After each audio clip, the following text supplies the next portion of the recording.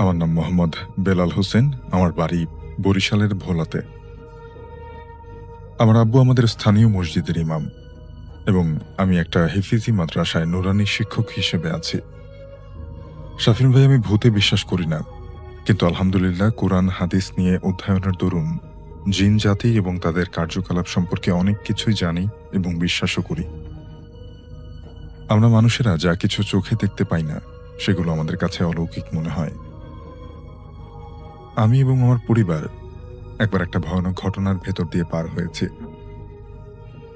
সেই ঘটনাটাই আপনাকে লিখে পাঠাচ্ছি, পড়ে শোনানোর অনুরোধ রইল। আমি তখন হাফিজিয়া মাদ্রাসাতে পড়তাম। আব্বু সেই মাদ্রাসায় শিক্ষকতা করতেন। বাড়িতে আম্মু আর ছোট বোন। একবার ঈদে মিলাদুন্নবীর কথা। সেদিন মাদ্রাসায় বেশ ভালো খাওয়া দাওয়ার আয়োজন ছিল। সবাই মন ভরে খাওয়া দাওয়া করে দোয়া দরুদ পাঠ করলাম। আব্বু ঠিক করলেন তিনি সারা রাত মসজিদে ইবাদত করবেন এবং সেই রাতেই মসজিদে এমন একটা ঘটনা ঘটে যা আমাদের পরিবারের উপরে বেশ বড় একটা প্রভাব ফেলে। আমি ঘটনাটা আব্বুর ভাষাতেই বলছি। রাত 11টার পরে আমি মসজিদে যাই। ইচ্ছা ছিল সারা রাত নামাজ পড়বো আর কোরআন তেলাওয়াত করব। এই জন্য রাত 1টা পর্যন্ত নামাজ পড়ার পরে ভাবলাম কিছুক্ষণ কোরআন তেলাওয়াত করব।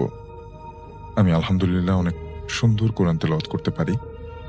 কোরআন শরীফ খুলে প্রথম দিকে বেশ আস্তে আস্তে পড়লেও ধীরে ধীরে আবেগের বশে জোরে জোরে পড়তে শুরু করি। আমার মাথায় তখন অন্য কিছু ছিল না। হঠাৎ একটা শব্দে সামনে তাকাতেই দেখি প্রায় 7-8 হাত মতো লম্বা বিশাল দেহি একজন লোক। মুখটা অনেক উজ্জ্বল, পুরো শরীর সাদা পোশাকে ঢাকা। আমার সামনে ক্রুদ্ধ দৃষ্টি নিয়ে তাকিয়ে আছেন লোকটা, এবং আমার পেছনে নামাজে দাঁড়ানো তার মতোই আরো কয়েকজন লোক। তার সেই চাহনি দেখে আমার বুকটা কেঁপে উঠল। আমার গলা শুকিয়ে কাঠ হয়ে গেল। হঠাৎ একটা জিনিস বুঝলাম অনেক বড় ভুল করে ফেলেছে। অনেক জায়গাতেই শোনা যায় রাতের বেলা জিন আর ফেরেশতা মসজিদে নামাজ পড়ার জন্য আসে। আমার জোরে জোরে তেলাওয়াত করাটা হয়তো উচিত হয়নি। তখন সেই বিশাল দেহি লোকটা গমগমে স্বরে আমাকে বলল, নির্বোধ, তখন তোকে তোর ভুলের শাস্তি পেতে হবে। এই বলে আমার সামনেই পুরো অবয়বটা অদৃশ্য হয়ে গেল। আমি স্থির হয়ে সেখানে দাঁড়িয়ে রইলাম। ভয়ে পুরো শরীর তখন কাঁপছে। কোনো মতে উঠে বাড়ি ফিরে এলাম। ফেরার রাস্তায় বারবার শুধু মনে হচ্ছিল পেছন থেকে কেউ একজন আমার সমান তালে হাঁটছে। আমি থামলেই সেও থামে। পেছনে ফিরে তাকানোর মতো সাহস পাচ্ছিলাম না। দোয়া দরুদ পড়ছি আর হাঁটছি। বাড়িতে ঢোকার ঠিক আগে রাস্তার পাশে পুকুরের ছপাশ করে একটা বড় সরু কিছু ঝাঁপিয়ে পড়ল। আমি ভয়ে আঁতকে উঠলাম। নিজেকে আর স্থির রাখতে পারলাম না। পরিমরি করে দৌড়ে বাড়িতে ঢুকলাম। তারপর জ্ঞান হারিয়ে মাটিতে লুটিয়ে পড়লাম। শাফিন ভাই, এই ঘটনার পুরো 2 দিন আব্বু বিছানা ছেড়ে উঠতে পারেননি। জ্বর এতটাই বেড়ে গিয়েছিল যে আমরা সবাই খুব ভয় পেয়ে যাই। অনেক সেবা শুশ্রূষা করে 3 দিন পর আব্বু কিছু সুস্থ হয়। আর এই ঘটনার পর থেকে প্রত্যেকবার নামাজের সময় আমি আব্বুর সাথে মসজিদে যেতাম। ওনাকে একা থাকতে দিতাম না। ঘটনাটা এখানেই শেষ হলে ভালো হতো, কিন্তু এর প্রায় দিন 10 পরে আরেকটা ঘটনা ঘটে। আব্বু আর আমি ফজরের নামাজ পড়ার জন্য বাড়ি থেকে মসজিদের দিকে যাচ্ছিলাম।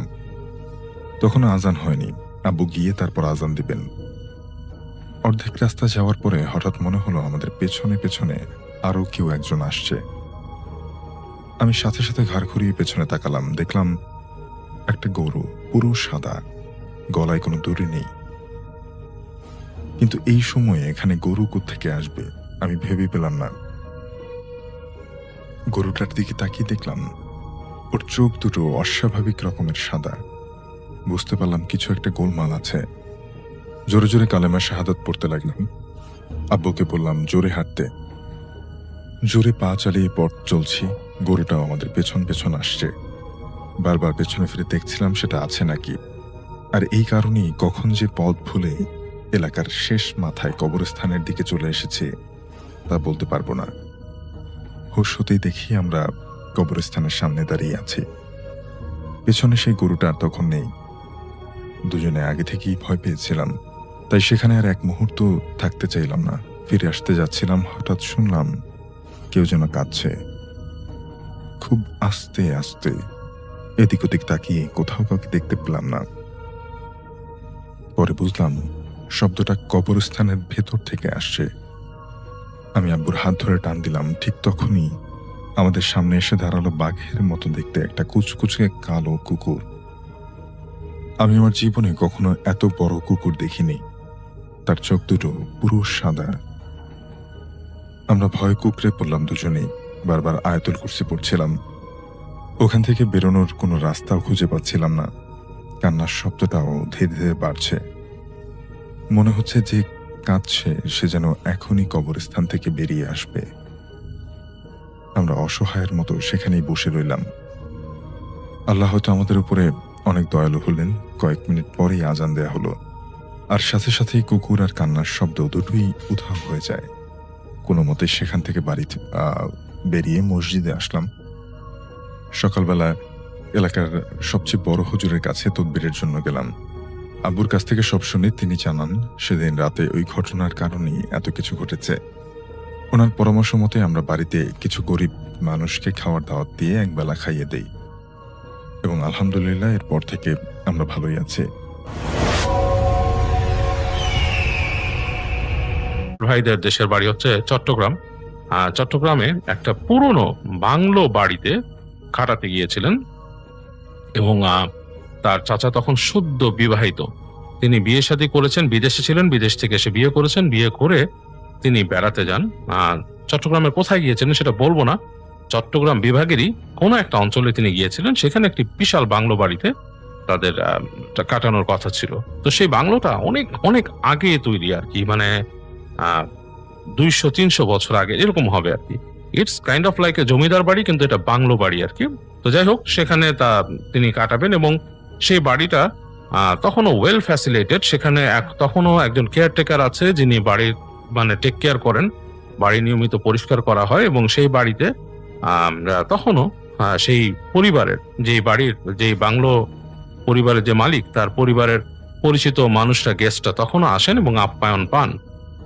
তো যাই হোক, নোবেল ভাইয়ের যে চাচা তিনি সেখানে যান তার নতুন স্ত্রীকে নিয়ে, এবং তারা বেড়াতে যান এবং সেখানে গিয়ে তারা তো খুবই অভিভূত হয়ে যান। এবং নোবেল ভাইয়ের চাচি যে তিনি খুবই অভিভূত হয়ে যান, কারণ এত সুন্দর একটা বাংলো বাড়ি, সেই বাড়ির পিছনে বিশাল দিঘি এবং সে শান বাঁধানো ঘাট আছে এবং সবকিছু আছে এবং খুবই অসাধারণ।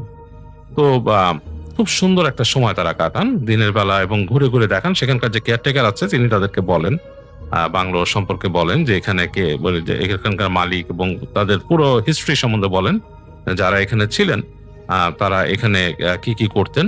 তবে বলেন যে এখানে কিন্তু কিছু ব্যাপার স্যাপারও আছে, আপনারা কিন্তু একটু ভয় পাবেন না। অনেকে কিন্তু ভয় পায়, কারণ অনেকে বিশ্বাস করে যে এই বাড়িতে আমাদের পুরানো এক ম্যাডামের আত্মা রয়ে গেছে, মানে আমাদের এক পুরানো ম্যাডাম, তার আত্মা এখানে রয়ে গেছে। অনেকে বিশ্বাস করে। এটা আসলে পুরনো বাড়িঘর সম্পর্কে প্রচলিত কথা, তবে আপনারা এটাকে খুব একটা আমলে নেবেন না, তবে অনেকেই বিশ্বাস করে। এই কথা শুনে নোবেল ভাইয়ের চাচা বেশ একটু মানে তিনি একটু থতমত খেয়ে যান। একে তো পুরনো বাড়ি, তারপর ওনার নতুন স্ত্রী এবং সেই বাড়িতে আছেন। তো যাই হোক, তিনি ব্যাপারটাকে শুনে তার স্ত্রীকে বলেন, এগুলো বাজে কথা, এইসব কথা তুমি কানে দিও না, এগুলো কোনো ব্যাপার না। তো যাই হোক, তারা সারা দিন সেই বাড়িতে ঘোরেন এবং তারপরে তাদের বিকেলটা খুব সুন্দর কাটে। ঘুরে পেছনে লন ছিল, সেই লনে যেয়ে তারা ঘোরাফেরা করেন, সুন্দর করে বাগান করা, এবং সেখানে যান, যেয়ে দেখেন এবং সেই বাগানের এক পাশে গিয়ে তারা দেখেন একটা ছোট কবরস্থান, এবং সেই কবরস্থানে অনেকগুলো কবর, সারি সারি কবর। তো তাদের কাছে একটু কেমন জানি লাগে কবরস্থানটা দেখে। বেশ পুরনো কবরস্থান এবং কবরস্থানের উপরে প্রত্যেকটার মাথার কাছে নাম ফলক আছে, এবং সেগুলো দেখে দূর থেকে নোবেল ভাইয়ের চাচি একটু বিষণ্ণ হয়ে যান। তার কাছে একটু বিষণ্ণ লাগে, বিকেল গড়িয়ে গেছে এরকম সময়। তো তিনি অনেকক্ষণ তাকিয়ে থাকেন কবরস্থানের কাছে। তো তিনি নোবেল ভাইয়ের চাচা তার স্ত্রীকে সরিয়ে আনেন, তিনি নিজে দাঁড়িয়ে সেখানে দোয়া করেন, দোয়া করে তিনি চলে আসেন। তো যাই হোক, তাদের থাকার জায়গা যেটা হয় সেই বাংলো বাড়ির দ্বিতীয় তলায়, এবং অনেকগুলো রুম সেখানে, এবং একটা করিডোরের মতো সে বিশাল বারান্দা। সেই বারান্দা ধরে গেলে করিডোর, এবং করিডোরের এক পাশে দেখা যায় যে একটা বড় রুম তাদেরকে দেয়া হয়, যে এই রুমটাতে আপনারা থাকবেন। রাতের বেলা বিদ্যুতের ব্যবস্থা হচ্ছে খুবই কম, সীমিত আকারে বিদ্যুৎ। কারণ সেখানে যখন তারা ছিলেন, এটা হচ্ছে 90-এর দশকের কাহিনী। তখনকার সময় আলো বলতে এনার্জি বাল্ব সেরকম আসেনি, টিউব লাইটের ব্যবস্থা, লাইট, আর সেই এলাকাগুলোতে আসলে টিউব লাইট তেমন ছিল না, লাল বাল্বই জ্বলতো। সেই সময়কার ফিলামেন্ট বাল্ব যেগুলো, তো সেই ফিলামেন্ট বাল্ব ছিল। সেই করিডোরের মাথায় ছিল একটা সিঁড়ি ঘরে ছিল, আর হচ্ছে যে পুরো করিডোরটা অন্ধকার। তো শেষ মাথায় যে তাদের রুম, সেই রুমের সামনে একটা ছোট বাল্ব লাগানো, আর ঘরের মধ্যে সেই লাল বাল্ব। তাছাড়া খুব সুন্দর রুম, ভেতরে যে রুম, এবং দেখলেন যে সেখানকার বাথরুমও বেশ বেশ বড় সড়ো বাথরুম তখনকার সময়, রুমটাও বেশ বড়। তো নোবেল ভাইয়ের চাচা খুবই লাইক করলেন সেই রুমটা, এবং রাতের বেলা তারা যখন থাকবেন, আগেই তাদের মালপত্র সেখানে গুছিয়ে দেওয়া হয়েছে। তো রুমের মধ্যে ঢুকেছেন, তো ঢুকে দেখছেন যে সেখানে টেলিভিশন নেই, যথারীতি এত বড় বাংলো টেলিভিশন নেই, এবং একটু অস্বস্তি ফিল করলেন, কারণ আধুনিক জীবনযাত্রার একটা অংশ টেলিভিশন, যেহেতু বাংলো বাড়ি, এবং সেখানে কোনো অতিথি থাকলে একটা টেলিভিশন থাকার কথা, তো নেই সেখানে। তো যাই হোক, তো সময় কাটানোর খুব একটা তিনি মানে মাধ্যম পেলেন না। ওনার ওয়াইফের সাথে কিছুক্ষণ গল্প গুজব করলেন, তারপর নিজে কিছুক্ষণ বই টই পড়ে সময় কাটালেন। এরকম করতে করতে একসময় গল্প করতে করতে রাত হয়ে গেল তাদের। তো রাত হয়ে যাওয়ার পর নোবেল ভাইয়ের চাচা এক সময় তিনি ফিল করেন যে তার ধূমপান করার দরকার। আসলে তিনি বেশ আড্ডাবাজ একজন মানুষ, বন্ধুদের সাথে সময় কাটান, আড্ডা দেন, এবং এখন এখানে এসে মাত্র দুজন তারা, এবং রুমের মধ্যে অনেকক্ষণ থেকে তিনি বেশ মনে হচ্ছে যে তার দম বন্ধ হয়ে আসছে। তো তিনি তার ওয়াইফকে বললেন যে তুমি একটু বসো, আমি যে করিডোর থেকে একটু সিগারেট খাই, একটু হেঁটে আসি, রাস্তা দিয়ে আমি একটু হাঁটি, মানে রাস্তা বলতে করিডোর দিয়ে একটু হাঁটি, এই মাথা ও মাথা একটু হাঁটি, আসছি, আমি জাস্ট একটা সিগারেট খেয়ে চলে আসবো। তো তিনি তার ওয়াইফকে এটা বলে তিনি রুম থেকে বের হন। তো তার ওয়াইফ আর কিছু বলেন না, তিনি বের হয়ে আসেন। তিনি বের হয়ে এসে তিনি রুমটা ভিজিয়ে দেন। তিনি বলেন, তুমি দরজাটা ভেতর থেকে লাগিয়ে দাও, আমি এসে নক করলে খুলবা, তুমি খোলা রেখো না দরজা। এই বলে তিনি বেরোন। তো বেরিয়ে তিনি একটা সিগারেট হাতে নিয়ে হাঁটেন। হাঁটতে হাঁটতে হাঁটতে হাঁটতে তিনি করিডোরের তার যে আলোকিত অংশটা থেকে বেরিয়ে অন্ধকারের দিকে যান। হেঁটে হেঁটে আরো সামনে যান, সিঁড়ি ঘরের সামনে যান, এবং তিনি এক জায়গায় যে দাঁড়ান, সেই জায়গাটা তার কাছে খুব সুন্দর লাগে। সুন্দর লাগার কারণ হচ্ছে এক পাশে হচ্ছে তার বাসার, তার রুমের সামনের যে লাইটটা সেটা জ্বলছে, আরেক পাশে জ্বলছে হচ্ছে সিঁড়ি দিয়ে যেখানে নিচে নামার লাইটটা। তো দুটোর মাঝখানে তিনি দাঁড়িয়ে আছেন, দুপাশের আলোর মাঝখানে অন্ধকার জায়গায় তিনি দাঁড়িয়ে আছেন। তো তিনি এরকম থাকতে থাকতে কিছুক্ষণ দাঁড়িয়ে থাকলেন। সামনে নজর পড়লো তার নিচে, এবং নিচে দেখলেন যে একটা লন, মানে বেশ সুন্দর লন সেখানে, সেই মানে যেখানে বাসার সামনে যে জায়গাটা, করিডোরের সামনে বিশাল একটা লন, এবং সেই লনের মধ্যে তিনি মনে হচ্ছে যে বেশ সুন্দর আলো খেলা করছে, চাঁদের আলো। তো তার একবার মনে হলো যে আমি নিচে নেমে যাই, নিচে নেমে যে একটু হাঁটি। তো সিঁড়িঘর তো সামনেই, তো হেঁটে হেঁটে তিনি চলে গেলেন সিঁড়িঘরের কাছে, এবং হেঁটে নেমে গেলেন নিচতলায়। তো হেঁটে সেখান থেকে যাচ্ছেন, যে লনের মধ্যে দাঁড়ালেন, তাকাচ্ছেন, বেশ সুন্দর বাতাস বইছে এবং বেশ লাগছে। তিনি আরেকটা সিগারেট ধরালেন। তো সেখানে সিগারেট ধরিয়ে তিনি খাচ্ছেন, সিগারেট টানছেন আর হাঁটছেন এবং তাকাচ্ছেন এদিক ওদিক। হঠাৎ তার চোখে পড়লো যে দূরে মনে হচ্ছে যে মানুষ একজন হাঁটছে।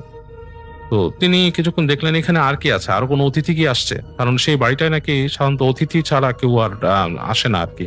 বাড়ির মালিক যারা ছিলেন তারা এখন আর এখানে কেউই থাকেন না। তাদের অতিথি যদি কেউ আসেন, বা তাদের ফ্যামিলি থেকে যদি মানে কেউ এখানে পারমিশন নিয়ে আসেন, বা অনেক সময় দেখা যাচ্ছে যে সরকারি বা এরকম মানুষ পারমিশন নিয়েও সেখানে থাকেন।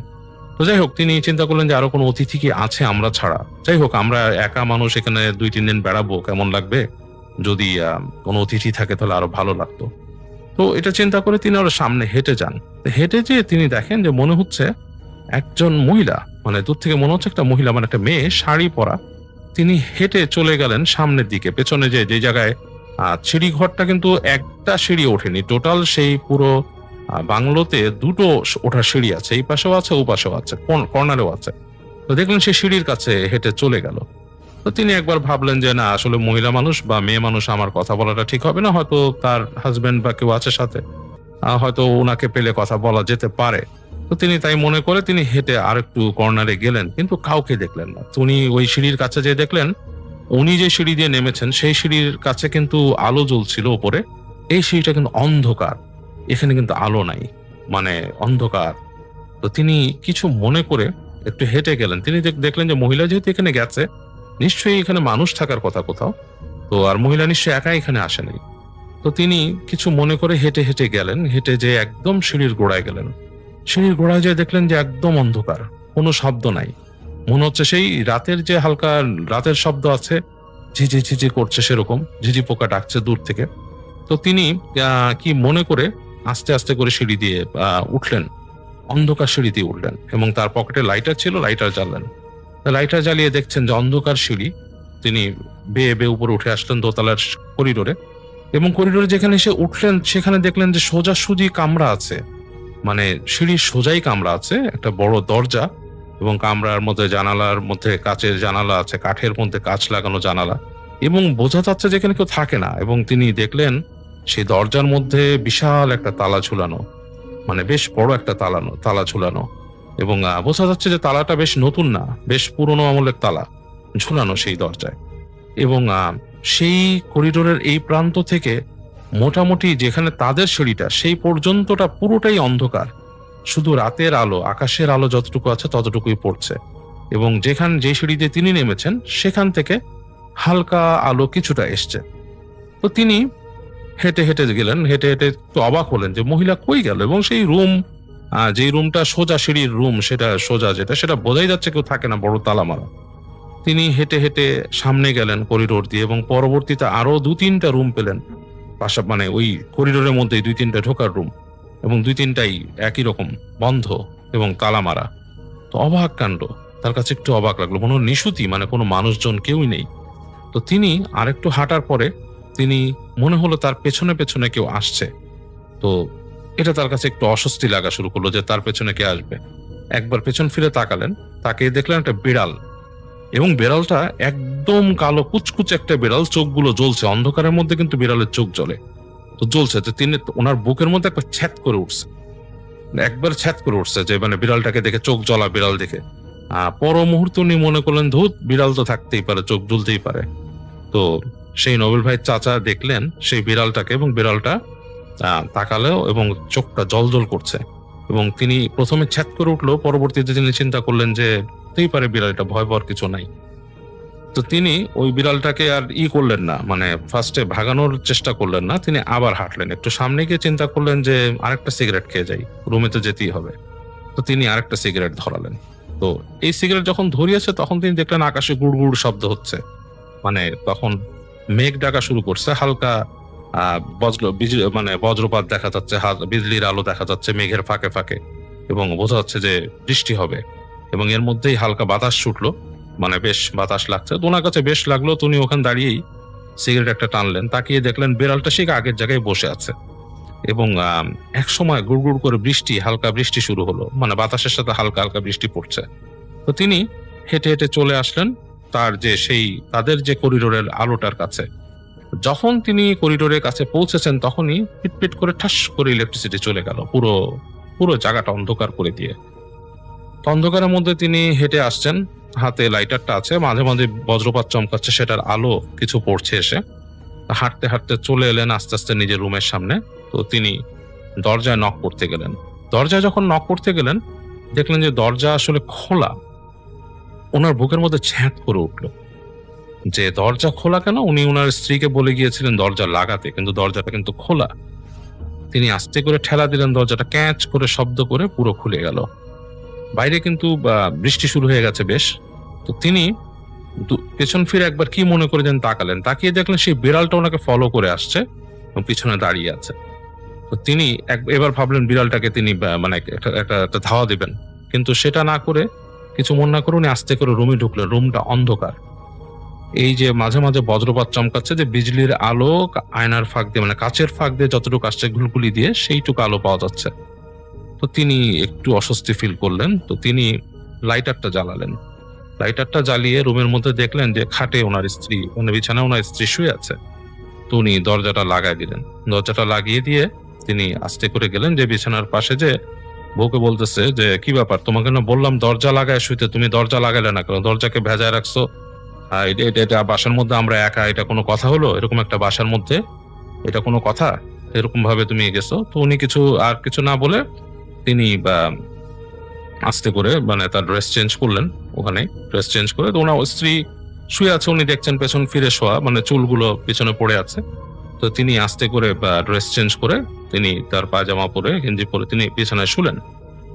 তো শোয়ার পরে তিনি শুনতে পাচ্ছেন যে বাথরুমের মধ্যে মনে হচ্ছে যে কল ছাড়া মানে ঝরঝর করে পানির শব্দ হচ্ছে বাথরুমে। তিনি মনে করলেন যে বাথরুমে যে আবার কল ছেড়ে রাখছে তার স্ত্রী কিনা, তো একটু অস্বস্তি ফিল করলেন। তো তিনি এর মধ্যে মানে আর কি একটু অস্বস্তি ফিল করছেন যে ওই স্ত্রী এর মধ্যে আবার ইলেকট্রিসিটিও নাই, কল ছেড়ে আসছে নাকি। তো আবার উনি জিজ্ঞেস করলেন তখন যে ওয়াইফকে যে তুমি কি কল ছেড়ে আসছো বাথরুমে। তো দেখছে ওনার স্ত্রী জবাব দিচ্ছে না। তো এই সময় তিনি হঠাৎ করে শুনলেন যে বাথরুমের ভেতর থেকে ওনার স্ত্রীর গলা, যে তুমি কি আসছো রুমের ভিতরে, তুমি কি আসছো, আসলে তুমি করো তো, এখানে একটা মোমবাতি বা কিছু একটা আনো, আমি অন্ধকারে কিছু করতে পারতেছি না। একদম হঠাৎ করে কারেন্ট চলে গেছে, একদম অবস্থা খারাপ, এখানে আমি কিছু করতে পারতেছি না। ওনার বুকের মধ্যে ছ্যাদ করে উঠলো যে উনি বাথরুম থেকে শুনতেছেন ওনার স্ত্রী কথা বলতেছে, তাহলে পাশে কে। তো উনি যখন পাশে হাত দিলেন তখন মনে হলো যে ওনার হাতটা পুরো ডেবে গেল। একটা মানুষ ছিল ঠিকই, কিন্তু মনে হলো ওনার হাতটা ডেবে গেল। আর সেই যে ওনার স্ত্রী শুয়েছিল সে মাথাটা ঘুরালো তার দিকে। তো উনি দেখলেন অন্ধকারের মধ্যে শুধু চুল, মানে চুলটা দেখলেন এবং পুরো মুখটা অন্ধকার, মানে বজ্রপাত যে চমকাচ্ছে বাইরে সেটার আলোতে দেখছেন উনি, কিন্তু ওরকম দেখতে পাচ্ছেন না। বজ্রপাতের আলোতে যতটুকু দেখছেন আলোতে মনে হচ্ছে যে চুলটাই, মুখের মধ্যে কোনো মুখের অবয়ব নাই। আমরা কিন্তু অন্ধকারেও মানুষের মুখের অবয়ব বুঝতে পারি, ওখানে কিছু বোঝা যাচ্ছে না, মনে হচ্ছে একটা অন্ধকার, মানে মনে হচ্ছে যে পুরোপুরি ঘুরঘুরটি অন্ধকার, একটা চুলের পেছনে একটা ঘুরঘুরটি অন্ধকার মুখ। এবং ওনার হাতটা পুরো মনে হলো ডেবে গেল, মানে অ্যাজ ইফ লাইক তুলার মধ্যে যদি হাত দিলে যেরকম হয় সেরকম মনে হয়েছে যে এরকম তুলার মধ্যে হাতটা ডেবে গেল। আর মুখটা যে ঘুরালো ওনার পাশে যে শোয়া, চুলগুলা এরকম ঘুরে দিলে উনি চুলের স্পর্শ পাইছে পুরা, কিন্তু মুখের জায়গাটা অন্ধকার। তিনি একটা চিৎকার করে উনি লাফ দিয়ে উঠলেন। লাফ দিয়ে উঠে উনি আসলে হিতহিত জ্ঞান শূন্য হয়ে বাসার থেকে বের হয়ে যেতেন, কিন্তু তার মাথায় তখন থাকলো যে ওনার স্ত্রী এখনো বাথরুমে আছে। তিনি তাড়াতাড়ি হাতের কাছে লাইটারটা নিলেন, লাইটারটা নিয়ে জ্বালালেন। জ্বালায় দেখলেন কিছু নাই ওনার খাটে। তো উনি তাড়াতাড়ি লাইটারটা অফ করে আবার জ্বালালেন, মানে অফ অন করতেছেন কারণ লাইটার তো গরম হয়ে যায়। উনি বাথরুমে গেলেন, যে ওয়াইফকে বললেন তুমি কি বাথরুমে। ওয়াইফ বলতেছে আমি বাথরুমে বসে আছি, করতে পারতেছি না, তুমি আসো। তো উনি লাইট জ্বালায় ওয়াইফের ইসে গেলেন, বাথরুমের দরজাটা উনি ধাক্কা দিয়ে খুলে গেলেন, দেখলেন যে ওয়াইফ ওখানে আছে। তো উনি লাইটারটা জ্বালালেন, বললেন এখান তো মোম টোম কিছু নাই, তুমি কখন গেছো বাথরুমে। বলেই তো একটু আগে আমি গেছি আর কারেন্টটা চলে গেছে, কারণ আমি মনে করছি যে কারেন্ট হয়তো আসবে বা কিছু, এর মধ্যে আমি শাওয়ার ছেড়ে দিয়েছিলাম আর এই অবস্থা। তো উনি আসলে কোনো কিছুই ক্যালকুলেট করতে পারলেন না। যাই হোক, তো অনেকক্ষণই তিনি ওই লাইটার জ্বালায় ওনার ওয়াইফকে বললেন যে তাড়াতাড়ি তুমি ধুয়ে পরিষ্কার হয়ে বের হও। তো ওনার আসলে ক্যালকুলেশনে হচ্ছিল না যে ওনার ওয়াইফ কখন ঢুকলো, উনি কখন রুমে ঢুকলেন। তবে ওনার ওয়াইফ স্বীকার করেছেন যে তিনি দরজা লাগিয়ে মানে লক করে যান নাই। তার নাকি দরজা লক করতে ভয় লাগতেছিল, যে দরজা লক করলে মনে হচ্ছিল যে আর খুলতে পারবেন না একা একা এরকম। তো যাই হোক, তবে উনি ক্যালকুলেশনটা মিলাইতে পারতেছিল না যে উনি কখন আসলেন, ওনার ওয়াইফ কখন বাথরুমের মধ্যে গেলেন, উনি বা এসে বিছানায় শুলেন, তার ওয়াইফের ডাকটা এত পরে কেন শুনলেন উনি। এই ক্যালকুলেশনটা নোবেল ভাইয়ের চাচার মিল ছিল না। যাই হোক, তিনি তার ওয়াইফকে তখন আর এই কথাটা বলেন না যে উনি কি দেখছেন খাটের মধ্যে। পুরো ভীতিকর ব্যাপারগুলো চেপে যান এবং রাতের বেলা উনি থাকেন, যতটুকু উনি দোয়া দুরুদ পারেন পড়ে ওখানে ওই দিন রাত কাটান এবং পরদিন সকালবেলায় সেখান থেকে তিনি চলে আসেন। এবং তিনি আসার সময় সে কেয়ারটেকারকে বলেন যে আপনাদের এই জায়গাটা আসলেই একটা ভৌতিক জায়গা, এখানে অনেক ব্যাপার স্যাপার আছে। তো কেয়ারটেকার শুধু হাসেন, বলেন যে আসলে অনেকেই বলে। তো তিনি বলেন যে নোবেল ভাই চাচা বলেন যে না, আসলে আমি বলতেছি এখানে আছে, আপনাদের এই জায়গাটা আসলে ঠিক না। তো যাই হোক, তিনি ওনাদের থেকে বিদায় নিয়ে শহরে চলে আসেন ওই দিনই রওনা দিয়ে চলে আসেন, আর উনি থাকেন। আমার খুব পরিচিত এক ভাই বলতে পারেন, ফ্রেন্ড বলতে পারেন, এবং ছোটবেলায় একসাথে বড় হওয়া আমার সেই বন্ধু, ওর বাবার ঘটনা। 1990 থেকে 2000-এর দিকের কোনো একটা দিনে, তার কোনো একটা সেদিন ছিল শুক্রবার, এবং আমি আমার বন্ধুর নাম সঙ্গত কারণে প্রকাশ করছি না, এবং আমার বন্ধুর বাবার নামও আমি প্রকাশ করার পারমিশন পাইনি। সেই আঙ্কেলের বন্ধু খুব পরহেজগার ছিল এবং তার বিজনেস পার্টনার ছিল। ধরে নেই সেই পরহেজগার যে মানে আঙ্কেলের যে বন্ধু ছিল পরহেজগার, তার নাম ছিল শরীফ, এটা আমি ধরে নিচ্ছি। তারা এতটাই ক্লোজ বন্ধু ছিল যে কোনো ডিসিশন নেওয়ার দরকার হলে কেউ কাউকে জিজ্ঞেস করতো না, নিয়ে ফেললেও কেউ ধরতো না। তো আমাদের বন্ধুর বাসা বর্তমান এবং সেই আঙ্কেলের মানে আমার বন্ধুর বাবার যে ফ্রেন্ড ছিল, যে পরহেজগার আঙ্কেল ছিল, সে একই বাসায় তারা তখনও ছিল, এখনো আছে। ঘটনাটাও ওই 1993-94 দিকের। সেই যে বললাম আমি, সেদিন ছিল শুক্রবার। সেই শুক্রবার দিবাগত রাতে, মানে জুম্মার আগে, মানে রাতের বেলা, ভোরবেলা, সেই পরহেজগার আঙ্কেল ইন্তেকাল করেন।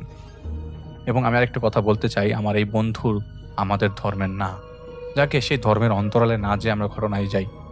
সেই পরহেজগার আঙ্কেল মারা যাবার দিন রাতের বেলা শীতের বৃষ্টি ছিল এবং অনেক বৃষ্টি ছিল, এবং আত্মীয় স্বজনরাও রাতের বেলা আসতে পারেননি বৃষ্টির কারণে।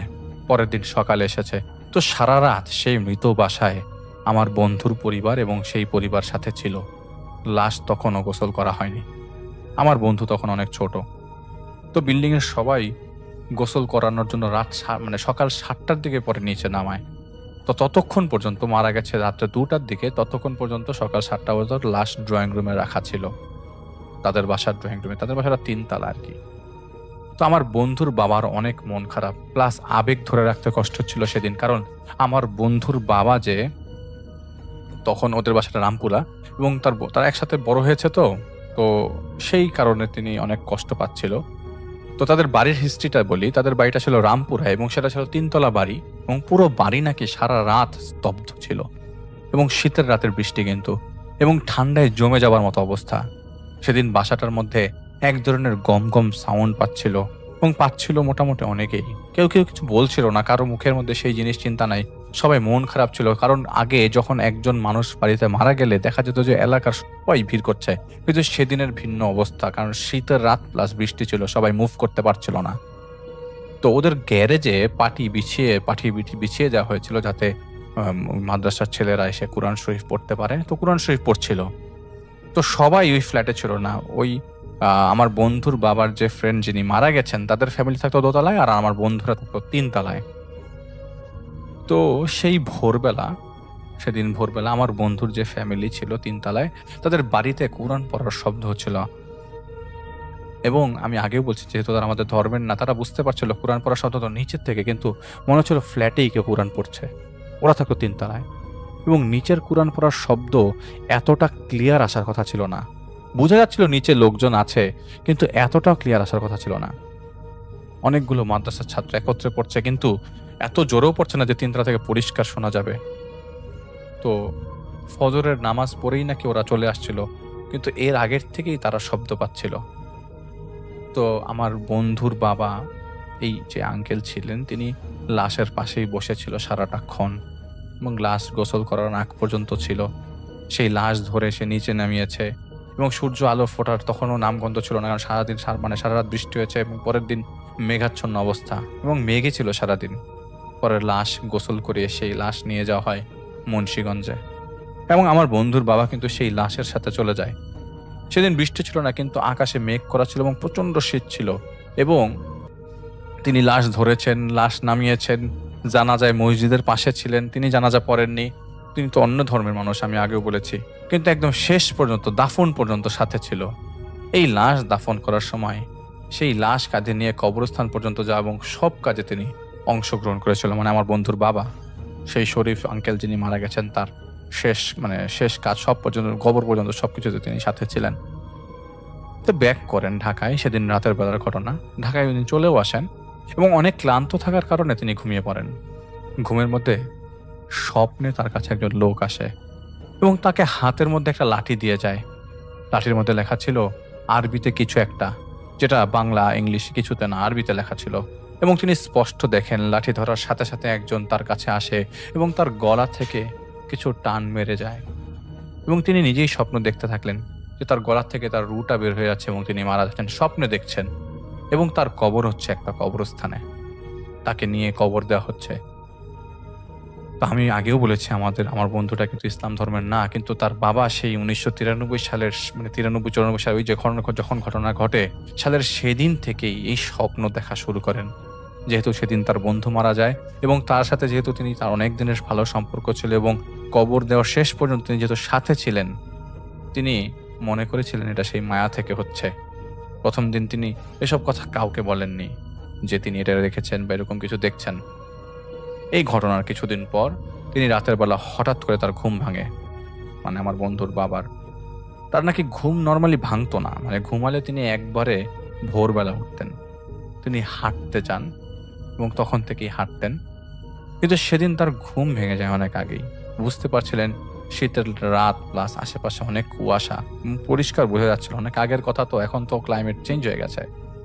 জানালা দিয়ে তিনি হঠাৎ লক্ষ্য করেন 3-4 থেকে 4 জন লোক জানালার চারিপাশে ঘোরাফেরা করছে, কিন্তু ওইখানে কোনো সাপোর্ট নাই, কেউ দাঁড়াবে বা কিছু একটা, কোনো বারান্দা নেই কিছু। মনে হচ্ছে যে লোকগুলো উড়ছে এবং 3 তলায়, এটা সম্ভব না। তিনি ভালো করে চোখ কসলাতে থাকেন এবং পরিষ্কার দেখার চেষ্টা করেন।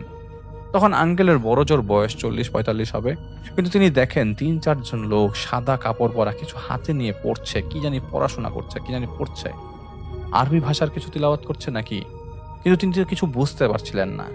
সারা রাত তিনি জানালার দিকে তার দিকে উল্টা হয়ে পাশে ঘুমান এবং ফজরের আজান পর্যন্ত সজাগ থাকেন।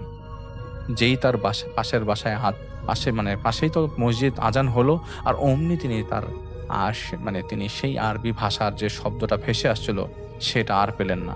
আসলে কুরআন পড়লে এরকম বা কোরআনের সূরা পড়লে এরকম শব্দ হয় এটা তিনি জানেন, কিন্তু প্রথম এই শব্দটাতে তিনি বুঝতে পারছিলেন না আসলে এটাকে কোরআন পড়ছিলেন না কিছু। পরের দিন তিনি বাসায় তার বড় ছেলে এবং তার স্ত্রীকে বিষয়টা বলেন।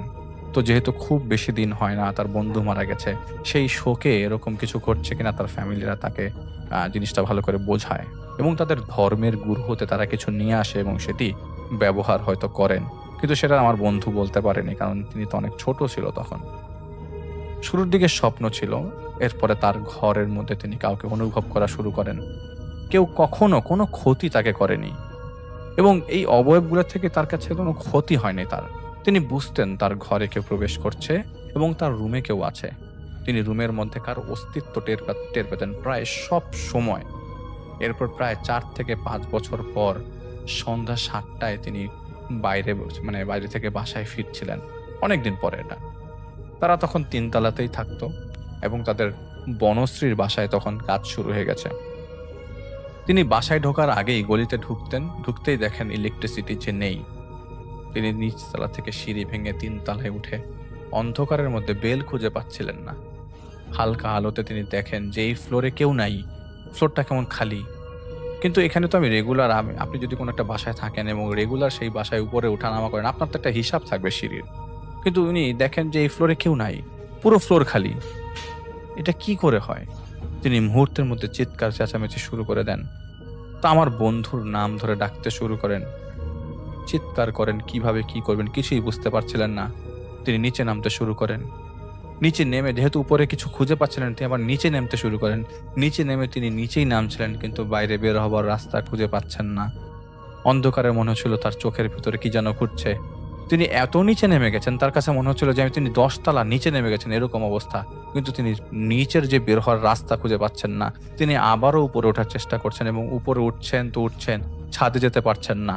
যে পরিমাণ সিঁড়ি তিনি ভেঙেছেন তার মনে হতে লাগলো কমপক্ষে 6-7 তলা তিনি উপরে উঠে গেছেন। এখন না তিনি বের হতে পারছিলেন, না তিনি নিজের ফ্ল্যাট খুঁজে পাচ্ছিলেন। এমনও না যে তিনি রোজ এই বাসা নতুন আসছেন, এটা তো রোজ তার এই বাসা ধরে আসা এবং উপরে ওঠা নাও, হিসাব করা। নিজের বাসায় এই ভুল তো কেউ করবে না। হঠাৎ একজন লোকের কুরআন পড়ার শব্দ তিনি শুনতে পেলেন। তিনি কাছে যেতে পারছিলেন না, মনে হচ্ছিল তিনি একটা শিকলে বাঁধা, এগোতে পারছেন না। সেই লোকটা কুরআন পড়ছে বোঝা যাচ্ছে, তিলাওয়াতটা খুব সুন্দর লাগছিল তার কাছে। তিনি অবাক হয়ে যাচ্ছেন অনেকটা। এরকমটা চলতে থাকার কিছুক্ষণ পর লোকটা তার কাছে এসে তার মাথায় হাত বুলিয়ে দিতেই তিনি দেখেন বাসার মোটর চলছে এবং তিনি মোটরের কাছে পড়ে আছেন। ইলেকট্রিসিটি এসে গেছে, এতক্ষণ না হলে মোটর ছাড়ার কথা না। তিনি বাসায় ওঠার শক্তি পাচ্ছিলেন না। চিৎকার করে ডাকার মতো দেখেন যে তার গলা ভেঙে আছে। তিনি ধীরে ধীরে উপরে উঠছিলেন, আস্তে আস্তে ধরে। তখন ভাড়াটিয়াদের থেকে একটা ছেলে তাকে দেখে তাকে সাহায্য করার জন্য এগিয়ে আসে এবং তাকে বাসা 3 তলা পর্যন্ত উঠিয়ে দেয়। এরপর প্রায় স্বপ্নে সে অবয়বকে তিনি ঘরের মধ্যে ফিল করে যাচ্ছিল এবং প্রায় সময়টা তিনি ফ্যামিলির সবাইকে জানাতো এবং বাসার সবাইও জানতো। 2-1 বার তিনি নিজেই সাইকিয়াট্রিস্টের কাছে গিয়েছিল। সাইকিয়াট্রিস্ট শুধু ওষুধ দিত, কিন্তু কোনো কাজে আসতো না। 2009 সালে তিনি একবার আমেরিকা যান। তো আমেরিকাতে তার ভাই বোন, আমার ফ্রেন্ডের ফুপ্পি থাকে, চাচু থাকে, সবাই থাকে। তিনি গিয়েছিলেন আমেরিকাতে, সেখানে প্রায় 3 মাস ছিলেন। এই 3 মাসে না হয় যতবারই যোগাযোগ করেছে আমার বন্ধুদের সাথে, ততবারই তিনি স্বপ্নের কথা দেখেছেন। স্বপ্নের কথা বলেছেন যে, আমি স্বপ্ন দেখছি আমার মৃত্যু হচ্ছে এবং আমার মৃত্যুর পর আমাকে কবর দেওয়া হচ্ছে। যাই হোক, আপনারা কিভাবে নিচ্ছেন আমি জানি না, এবং এটা তিনি আমার ফ্রেন্ডদেরকে প্রায় সময় বলতো যে, আমার মনে হয় মৃত্যু ঘনিয়ে আসছে, মানে আমি এরকম উদ্ভট স্বপ্ন কেন দেখব? আপনাদের কাছে হয়তো উদ্ভট লাগছে। পরবর্তী সময়ে 2019 সালে আমার ফ্রেন্ডের সেই বাবা মারা যান, এবং মারা যাবার কয়েকদিন আগেও তিনি বলেছেন এবং তাকে বলেছেন যে সেম স্বপ্ন তিনি দেখেছেন, এবং এটাও অনেকদিন যাবৎ বলে আসছিলেন নাকি তার বন্ধুকে, মানে তার ছেলেকে বলছেন যে আমি এরকম স্বপ্ন দেখছি বারবার। এবং মারা যাওয়ার কয়েকদিন আগে তিনি বলেছেন যে তার বন্ধু নাকি তাকে নিতে আসছে। স্বপ্নে তিনি তার বন্ধুকে, সেই শরীফ আঙ্কেলকে দেখেছেন, সেই হুজুর বেশেই। যাকগে, তার শেষ ইচ্ছা ছিল কবরই যেন ইসলামিক উপায় হয়, যা সম্ভব হয়ে ওঠেনি। এটা শুধু তিনিই ফিল করেছেন। তার বড় ছেলে, মানে আমার বন্ধুর যে ভাই ছিল, সে কখনো তেমন একটা পাত্তা দিত না। তো 2013 সালে একবার আমার এই ফ্রেন্ড বলতে চেয়েছিল এই ঘটনা, কিন্তু তখন আমার সাথে আমাদের দুইজনের সময় ম্যাচ করছিল না দেখে আমার ঘটনা শোনা হচ্ছিল না। একই বাসাতে এখনো তারা থাকে, মানে সেই রামপুরার জায়গা বিক্রি করে তারা পরশ্রীতে পরে বাড়ি তোলেন, এবং আমার বন্ধু থাকে, এবং আমার বন্ধুর বাবার সেই ফ্রেন্ড যে ছিল তার পরিবারও কিন্তু একই বিল্ডিং এ থাকে। যাই হোক, থ্যাংক ইউ সো মাচ আমার ফ্রেন্ড।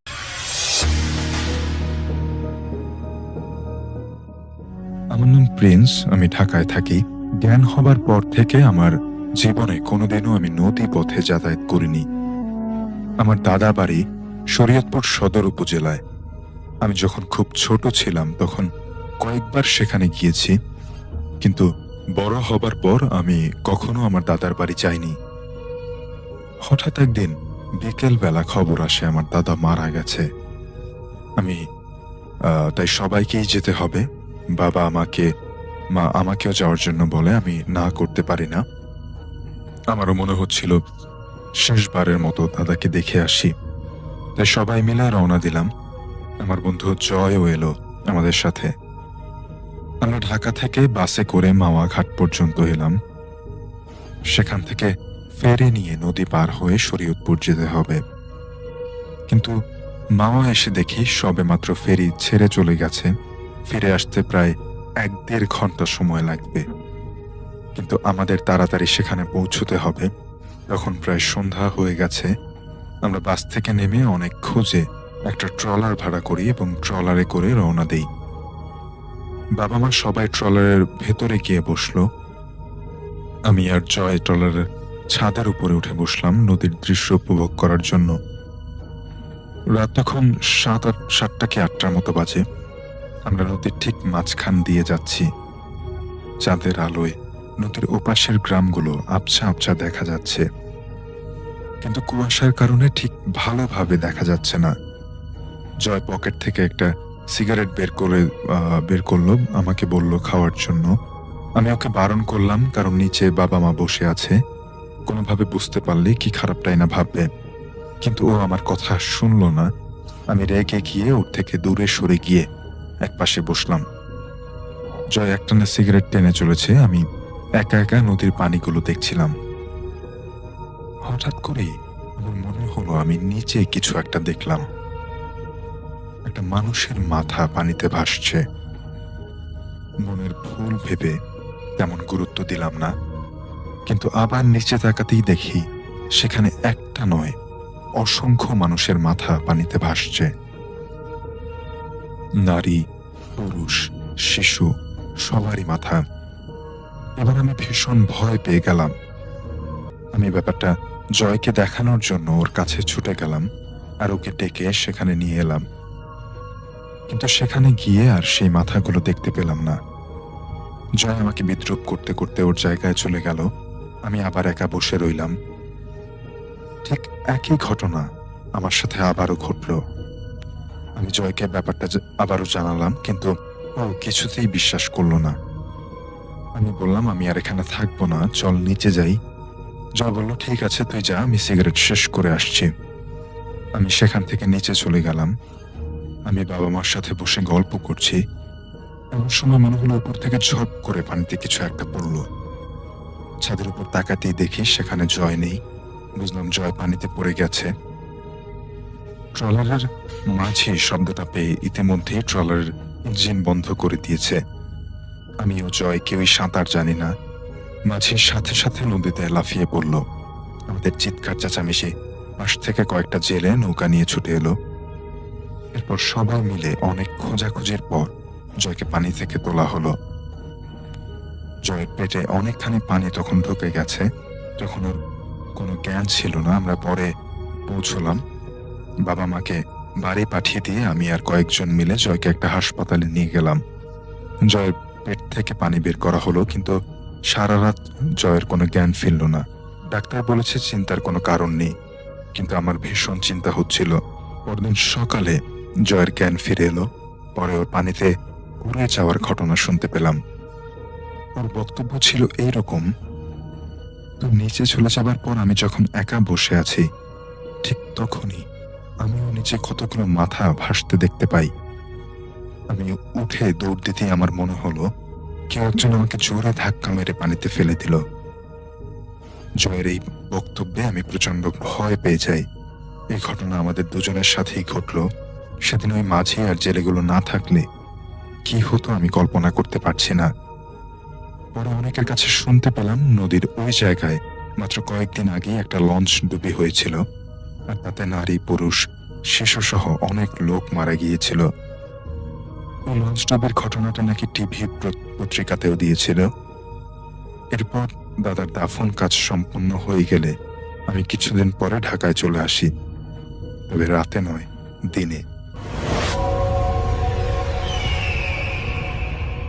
গেল বছর খানেক আগের ঘটনা। একজন তো পরিচিত ভাইয়ের মাধ্যমে একজন মহিলার একটা সমস্যার ব্যাপারে জানতে পারি। ওনার নাম আয়েশা সিদ্দিকা।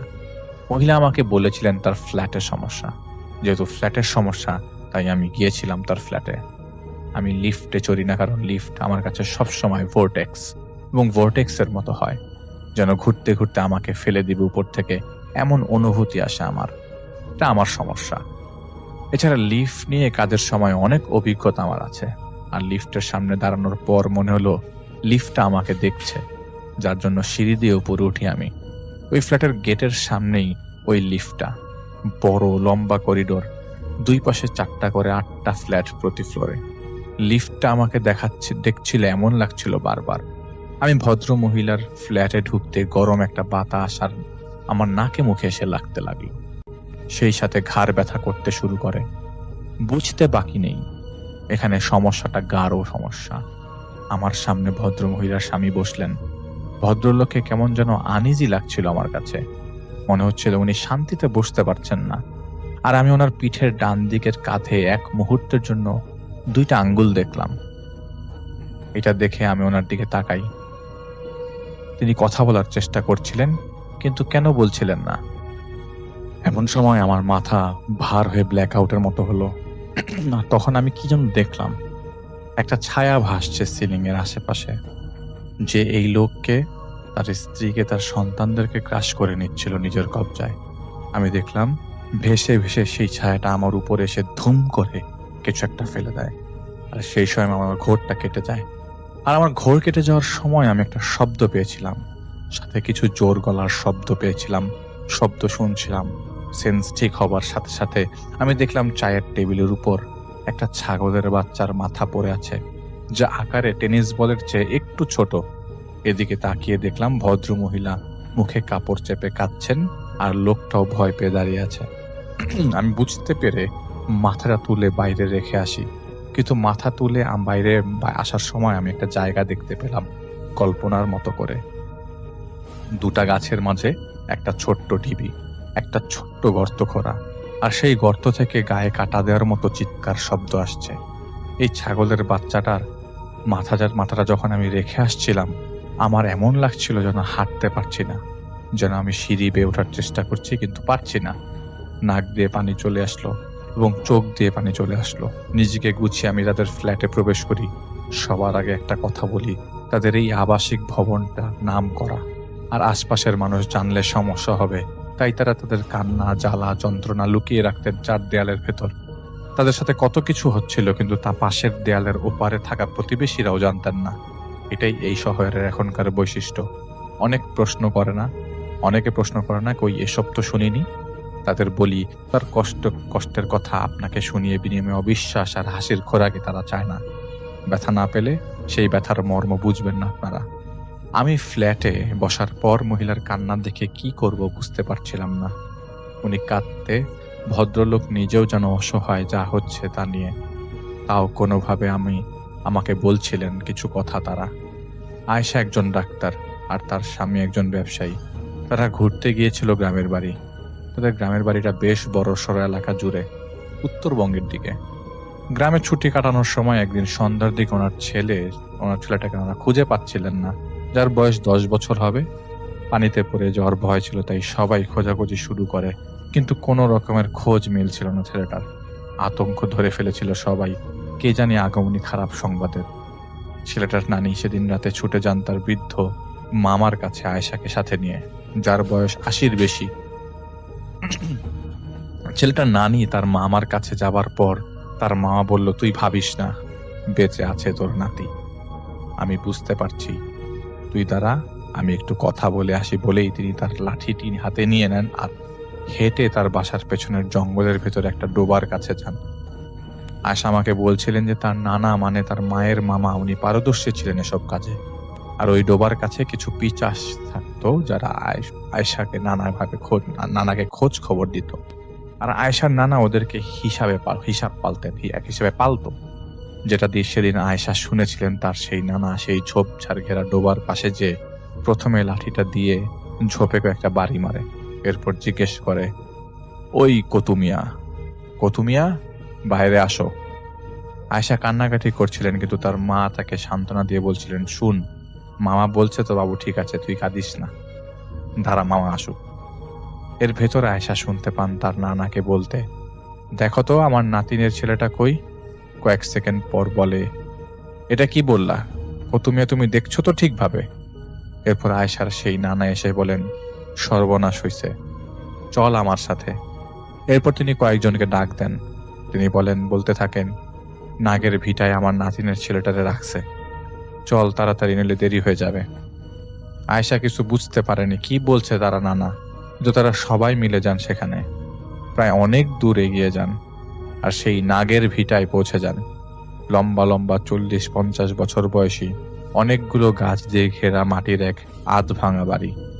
আর সেই ভিটা থেকে নাকি কণ্ঠে বিশ্রীভাবে কথা বলার শব্দ ভেসে আসছে, নাকি কণ্ঠে আর কি। ভিটার সামনে শুয়ে আছে আয়েশার ছেলে। আয়েশার সেই নানা বলে দেন আয়েশা বা কেউ যেন সামনে না আসে, কিন্তু তা না মেনে ছেলের কাছে ছুটে যাওয়ার চেষ্টা করলে আয়েশার সেই নানা লাঠি দিয়ে একটা বাড়ি মারে আয়েশাকে আর বকা দিয়ে বলে সেখান থেকে সরে যেতে। এত কিছুর মধ্যে সেই ভিটা থেকে ভেসে আসে নাকি কণ্ঠে, মানে নাক দিয়ে কণ্ঠে একটা কথা, কে বাইরে, জানিস না এটা আমার ভিটা? পৈশাচিকতা মেশানো কণ্ঠটা শুনে সবার গায়ের লোম দাঁড়িয়ে গেলেও সেই নানা বলেন, নাগের মা, আমার নাতিন বাবু তোমার কাছে, তুমি দিয়ে দাও ওকে, আমি চলে যাব ওকে নিয়ে। ভিতর থেকে বলে, তোরে কে বলছে? কতুমিয়া? কতুর এত বড় সাহস আমার নাম নিয়ে কথা বলে? এখান থেকে যা, পাবি না আমার খোরাক, ভাগ এখান থেকে, নইলে পস্তাবি তুই। আয়েশার নানা বলেন, নাগের মা, আমার বয়স হয়েছে ঠিক, কিন্তু জোর কিন্তু হারায়নি, ভালোই ভালো আমার নাতিন বাবুকে ফিরাইয়া দাও, নইলে আমিও নিতে জানি।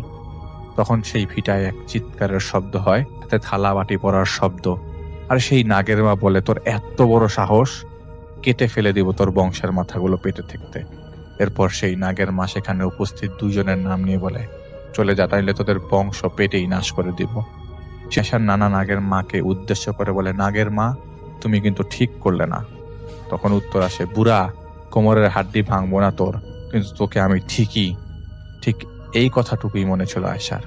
সে দেখতে পায় তার সেই নানা লাঠি দিয়ে সেই ভিটায় অনেকগুলো বাড়ি মারতে থাকে, আর সেই ভিটা থেকে থালা বাটি হাড়ি পাতিল ছুঁড়ে মারার শব্দ আসতে থাকে, আর একটা পৈশাচিক শব্দ ভেসে আসছিল। 3-4 জন যে আয়েশার ছেলেটাকে তুলে নিয়ে আসে। বাড়িতে নিয়ে আসার পর আয়েশার নানা কিছু পরা পানি ছিটিয়ে লাঠি দিয়ে আলতো করে 2টা বাড়ি দিয়ে ওকে ডাকলে ওর হুঁশ ফিরে আসে। আর তখনই ওর নানা বলে, ওকে রাখা যাবে না। নাগের মা আর ওর ছায়ার রাগের মায়ের ছায়া ছায়া ওর উপর। আজ ভোরের মধ্যেই চলে যাও এখান থেকে, তোমাদের থাকা লাগবে না। তখন আয়েশার মা বলে, ওরা কেমনে যাবে হুট করে?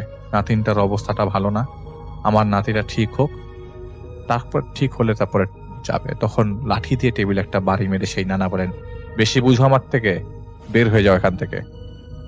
এই নাতির যান বাঁচাতে চাইলে বের হয়ে যাও, আর কোনোদিন এখানে আসবে না তোমরা। কে যেন কিছু বলতে চাইলো, তখন সেই নানা বলেন, আমি তোমাদের অনুরোধ করি নাই, হুকুম দিছি, তোমাদের সাথে আমিও যাব অমুক এলাকা পর্যন্ত। উপায় না দেখেই সেই রাতে ভোর 4টার দিকে তারা বের হন। সাথে 2 জন ছিলেন। তারা ঘর থেকে বের হয়ে রাস্তায় উঠে দাঁড়াতেই দেখতে পান কিছু দূরেই একটা তাল গাছের নিচে দাঁড়িয়ে আছে 10 ফুটের উপর লম্বা একটা অবয়ব। মহিলাদের মতো শাড়ি পরা তা বোঝা যাচ্ছিল। ভয় পেয়ে আয়শা কেঁদে দিল।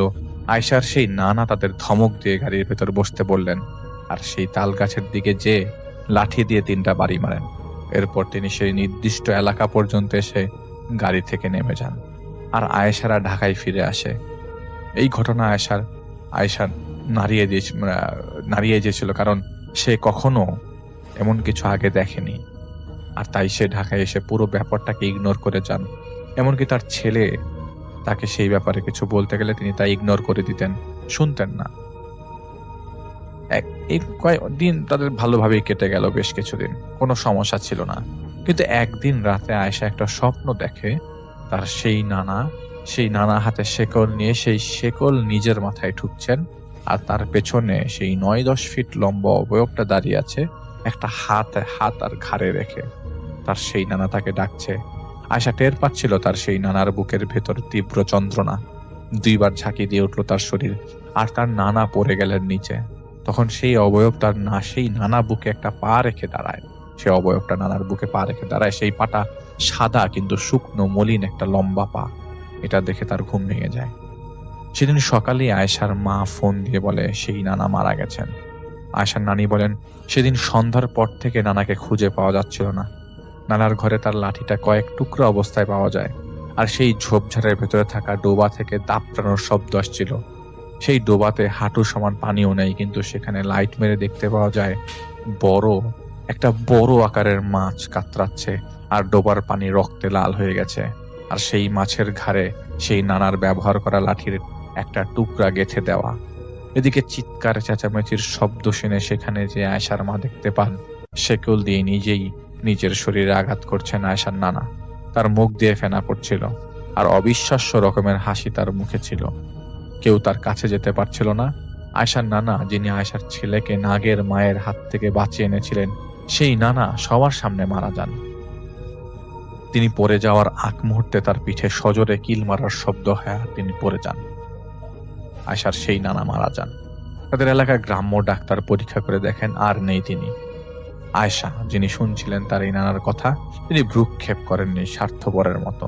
আর এই স্বার্থপরতা তাকে ভীষণ যন্ত্রণা দিতে হচ্ছিল, যা আমার হিসেবে তার প্রাপ্য ছিল। সে শহুরে মানুষ, তাতে আমার জাহিদের কিছু আসে যায় না। তার নানা তার ছেলেকে বাঁচিয়ে এনেছিল ত্রাসের মুখ থেকে আল্লাহর রহমতে, আর সে কিনা তার মৃত্যুতে একটু ব্যথিত হয়নি। এমনকি আগমনী বিপদের ব্যাপারে ভাবেওনি কখনো তিনি। তখনই সাবধান হলে আজ আমাকে এখানে আসতে হতো না। সেদিন মাগরিবের পর তার ছেলেটা পড়াশোনা করছিল তার ঘরে। ছেলেটার ঘরে থাকা বিছানার নিচ থেকে একটা হাসির শব্দ আসে। ছেলে শুনে আটকে উঠে বের হয়ে আসে। সেদিন বাসায় ছেলেটার বাবা ছিল। ছেলে তার বাবার কাছে যে বলার পর তার বাবা ছেলেটাকে বুঝ দেবার জন্য যে সে ভুল শুনেছে, তাই ছেলেকে নিয়ে তার রুমে যায়। রুমে যে দেখতে পান লাল কোনো কিছু দিয়ে একটা 4 কোণার পেন্টাগ্রাম আঁকা, যার মধ্যে 2টা চোখ আঁকা, যেন চোখগুলো দেখছে তাদের এমন ভাবে আঁকা। আর তখন এই ছেলেটার বিছানার চাদরে এক টানে সিলিং এ উঠে যায়, আর যার মধ্যে একটা অবয়ব ছেলেটার বাবা দেখে ফেলেন তখন। এদিকে ছেলেটা ভয়ে কান্নাকাটি শুরু করে দেয়। ছেলেকে নিয়ে বেরিয়ে আসেন তিনি, আর তার স্ত্রীকে ফোন দেন। তার স্ত্রী তার বড় মেয়েকে নিয়ে ফেরার আগ পর্যন্ত ভদ্রলোক বাইরেই ছিলেন তার ছেলেকে নিয়ে। তারা 2 জন আত্মীয়কে নিয়ে বাসায় ঢুকে দেখতে পান সব ঠিকঠাক আছে। আর তাদের সেই 2 জন আত্মীয় বলে দেন যে তারা তাড়াতাড়ি হুজুর আনো, নানা মারা গেছেন। এখন তোমার এই ছেলের উপর তো নজর আছেই, তোমরা দ্রুত হুজুর আনাও যারা বুঝে এগুলা। সেই রাতেই একজন হুজুর আনা হয়, আর সেই হুজুর নাকি এসে তাদের ফ্ল্যাট বন্ধ করে দিয়ে যান। আতঙ্ক থাকায় সেই রাতে তারা সবাই এক রুমে ঘুমাতে যান। রাতের বেলা আয়েশা স্বপ্নে দেখতে পান তার সেই নানা খুঁড়িয়ে খুঁড়িয়ে হাঁটতে হাঁটতে তাদের ঘরে প্রবেশ করে। তিনি হেঁটে হেঁটে দরজাগুলোতে একটা করে লাঠির বাড়ি দিচ্ছিলেন আর পুঁথু মারছিলেন। নানাকে আয়েশা দেখলেন তাদের ঘরে ঢুকতে, আর ঘরে ঢুকে আয়েশার নানা তাদের বিছানায় দাঁড়ান, আর আয়েশার দুই ছেলে মেয়ের বুকের উপর পা দিয়ে দাঁড়িয়ে যান আর বলতে থাকেন, আমার জিনিস আমাকে দিবি না, নিয়ে আসবি, যেটা আমার না সেটা কে আমি তোর আমি আমার যেটা আমার না সেটা আমি তাকে তোকে হতেও দিব না বলে তার নানা লাঠি দিয়ে দুই সন্তানের মাথায় বাড়ি মারতে লাগলেন। আয়েশার ঘুম ভেঙে যায়, আর তিনি উঠে বসেই দেখতে পান তার নানা তার ছেলের বুকের উপর বসে আছেন বস্ত্রহীন অবস্থায়, হাঁটু ভাঁজ করে বুকের কাছে রেখে, আর তার শরীরের নিচের অংশগুলো থেকে পানি ঝরছে। আয়েশা এটা থেকে ফেইন্ট হয়ে যান। সকালবেলা দেরিতে ঘুম ভেঙে যায় তার। ঘুম থেকে উঠে আয়েশা তার মাকে এই কথাগুলো বলেন। আয়েশার মা দ্রুত কাউকে নিয়ে আসবেন বলে জানান। সেদিন রাতে আয়েশা শোয়ার প্রস্তুতি নিচ্ছিলেন, ঠিক তখন জানালা ভেঙে একটা ছাগলের মাথা এসে পড়ে তার বিছানার উপর, আর সেই মাথাটা বিছানায় পড়তেই লাফাতে শুরু করে টিকটিকির মতো। আয়েশা ঘর থেকে বেরোতে যাবেন, ঠিক সেই সময় দেখতে পায় দরজার বাইরে যাওয়ার পথ আটকে রেখেছেন একজন দাঁড়িয়ে আছে, বুক পর্যন্ত দেখা যাচ্ছিল। আয়েশা বুঝে ওঠার আগে দেখতে পান মাথা ঝুঁকে সেই এন্টিটিটা তার ঘরে ঢুকে একটা মুচকি হাসি দিয়ে আয়েশাকে ধাক্কা মেরে ফেলে দেয়। আয়েশা ভয়ের কারণে কিছু মনে রাখতে পারেনি। পানি ছিটিয়ে আয়েশার হুঁশ আনেন তার স্বামী। রাত তখন 2টা বেজে গেছে। আয়েশা সবকিছু বলে এই বাসা থেকে বের হয়ে যেতে চাইছিল, কিন্তু অনেক রাত হওয়ায় তার স্বামী তাকে বুঝায় যে ভোর হলেই তারা চলে যাবেন। রাতে ভয়ের কারণে ঘুমাতে পারছিলেন না আয়েশা। একসময় তার ঘুম ভেঙে যায়। ঘুম ভেঙে গেলে তিনি তার সেই নানাকে দেখতে পান। সেই নানা তার সামনে বসে আছেন বস্ত্রহীন অবস্থায়। তার নানা তার 2 হাত দিয়ে দেখিয়ে বলেন, দেখ, তোর জন্য আমার 2টা পচে যাওয়া হাত এনেছি, বলেই হাতগুলো ছুঁড়ে মারেন আয়েশার দিকে। আয়েশা ভোরকে যে চিৎকার দিতে শুরু করেন। আলো জ্বালিয়ে দেখতে পাওয়া যায় আসলে 2টা হাত নয়, সেগুলো ছিল পচা 2টা পা কুকুরের। আর সেই সময় তাদের ঘরের চেয়ার টেবিল নড়াচড়া করতে শুরু করে, আর দেয়াল থেকে শব্দ আসতে শুরু করে। কোনো মতে সেই রাতে তারা বাড়ি থেকে বের হয়ে চলে যান। প্রায় 15 দিন তারা আর ফেরেননি। এর মধ্যে একজন আলেমকে নিয়ে আসেন আয়েশার মা। রাতের দিকে কোরআন খতম দেওয়া হয়, আর ফ্ল্যাটে পরা পানি দিয়ে পরিষ্কার করা হয়। এরপর বন্ধ করে দেওয়া হয়। আয়েশারা বাড়ি ফিরে আসেন। 1 মাস কোনো সমস্যা আর ছিল না, আর কোনো সমস্যা ছিল না। এরপর একদিন রাতে কাঁচ ভাঙার শব্দে ঘুম ভাঙে আয়েশার স্বামীর। তিনি উঠে দেখতে পান তার ছেলে ভাঙা কাঁচ নিয়ে তার পাশে দাঁড়িয়ে আছে। ছেলে তাকে বলে, নাগের মা আমাকে বলেছে তোমার আর মাম্মির গলা কেটে দিতে, তাহলে তোমরা নাকি আর পাগলামি করবে না। আয়েশার স্বামী সেখান থেকে সাবধানে সরে যে আয়েশাকে ডেকে তোলে। নাকি কাঁদুনি স্বভাবের এই মহিলা এটা দেখে ভয়ে কাঁদতে শুরু করে দেয়। এদিকে কোনোভাবে ছেলের কাছ থেকে কাঁচের টুকরা সরিয়ে নিজের হাতে যখন নিয়েছেন, তখন মেয়ের ঘর থেকে বাবা বলে ডাকার শব্দ পান। মেয়ের ঘরের দিকে ছুটে যেয়ে তিনি দেখতে পান মেয়েটা উপর হয়ে আছে, আর একটা ছায়া মেয়েটার পিঠের উপর লাফাচ্ছে। কোনোভাবে মেয়েকে তিনি সেখান থেকে সরিয়ে আনার পর দেখতে পান ডাইনিং রুম থেকে ডাক ভেসে আসছে, আয়েশা, এদিকে আয় তো মা। আয়েশার মায়ের কণ্ঠে এই ডাক ভেসে আসছিল। আর নিজেদের একটা ঘরে বন্দি করে ফেলে তারা, আর আত্মীয়দের জানায় তাদের সমস্যার কথা। সেদিন থেকে এই অবস্থায় চলছে প্রায় 8-9 মাস। পশু পাখির মাথা ছুঁড়ে মারত, বিশ্রী সব স্বপ্ন দেখাতো। অনেকে অনেক কাজ করেছিলেন, কিন্তু সমাধান হচ্ছিল না। আর তারা ভালো বা অভিজ্ঞ কারোর কাছে যেতে পারেননি, কারণ প্রতিবার যাবার প্ল্যান করলে পথে আসতো সেই বাধা। আয়েশা সিদ্দিকার এই কাঁদুনের স্বভাবটা আমার মাথা ভনভন করা অবস্থাও রাগিয়ে দিয়েছিল। ভাবছিলাম সে ডাক্তার হলো কিভাবে যদি এতই ভয় পায়। আমি তাদের নাম ঠিকানা নেই। বেরিয়ে আসার সময় আয়েশা আমাকে বলেন, আমি খালি নানুকে দেখি, নানু খালি ভয় দেখায় আমাদের। আমি বলি, সেটা আপনার নানু না, নানুর উত্তর এগুলা করে। আর কান্নাকাটি থামান, আপনার এই স্বভাবের কারণে অতি সাধারণ একটা জিনিস এত কঠিন হয়ে চেপে বসেছে। ভয় পান দেখেই তো আপনাদের দেখে ভয় দেখে মজা পায়। তখন আয়েশার স্বামী বলে, ভাই, ওর নানু তো মারা গিয়েছিল, সেটা কি ভাই তাহলে? নাগের মা কি জিনিস আমরা জানি না, কিন্তু আমার শাশুড়ি বলেছিলেন নাগের মা নামের যে ভিটায় একটা বুড়ি থাকতো, যে তাবিজ টনা করতো। অনেকদিন ধরে কেউ তার খোঁজ পাচ্ছিল না। পরে একদিন কিছু লোক বনের মধ্যে দিয়ে আসার সময় ওই ভিটার পাশ দিয়ে যাওয়ার সময় পচা গন্ধ পায়। পরে দেখে একটা লাশ পচে গলে পড়ে আছে, তাও সেই 98 সালের কথা। এরপর থেকে যারা মাঝে মাঝে ওই জঙ্গল দিয়ে ঘোরাফেরা করতো, তারা বুড়িকে দেখতো, কিন্তু অনেক লম্বা আকার নাকি ছিল তার। আর তার ভিটায় রাতের বেলা আগুন জ্বলতো। অনেকের ছেলে মেয়েকে নাকি সেই বুড়ি ধরতো, আর ওই নানাই ছাড়াতো সব সময়। আমি বলি সমস্যা নেই, আমি খোঁজ নিয়ে দেখি কিছু জানতে পারি কিনা। এটা বলে বের হয়ে আসার সময় এক মুহূর্তের জন্য মনে হলো আমি সেই বুড়িকে দেখেছি জানালা দিয়ে উকি দিতে। জানালাটা ছিল আয়েশার ছেলের ঘরের জানালা, যা ডাইনিং স্পেসে বসে স্পষ্ট দেখা যেত। কিন্তু পরে ঘুরে তাকিয়ে আর কাউকে দেখিনি। তা আমি একাই তাদের ফ্ল্যাট থেকে বের হই আর আয়েশার স্বামীকে বলি আমাকে এগিয়ে দিতে হবে না। আমি সেই লিফটের সামনে দিয়ে সিঁড়ির দিকে যাচ্ছিলাম। আমি লিফটটাকে পাশ কাটিয়ে যাওয়ার সময় লিফটের ডোরটা খুলে যায়। খুলে যাওয়ার সময় মনে হলো লিফটটাই আমাকে ডাকছে। আমি পেছনে ঘুরে ঘাড় বাঁকা করে একটু দূরত্ব বজায় রেখে তাকাই লিফটের দিকে। লিফট ফাঁকা।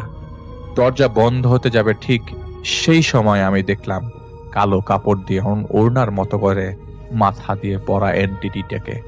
এই এন্টিটিকে আমি কয়েকদিন ধরে দেখছিলাম আমার পিছু পিছু চলতে। এটা দেখতে দেখতে লিফটের গেট লেগে যায়, আর আমি গেট হাতের তালু দিয়ে একটা শব্দ করি, সাথে সাথে লিফট খুলে যায়। এটা দেখে অবাক হয়ে গিয়েছিলাম, কিন্তু আমার ইচ্ছা ছিল এন্টিটিটার কাছে যাওয়া, কিন্তু লিফটটা খালি। আমিও ঢুকে যাই আর হাতে রিং পরে ফেলি।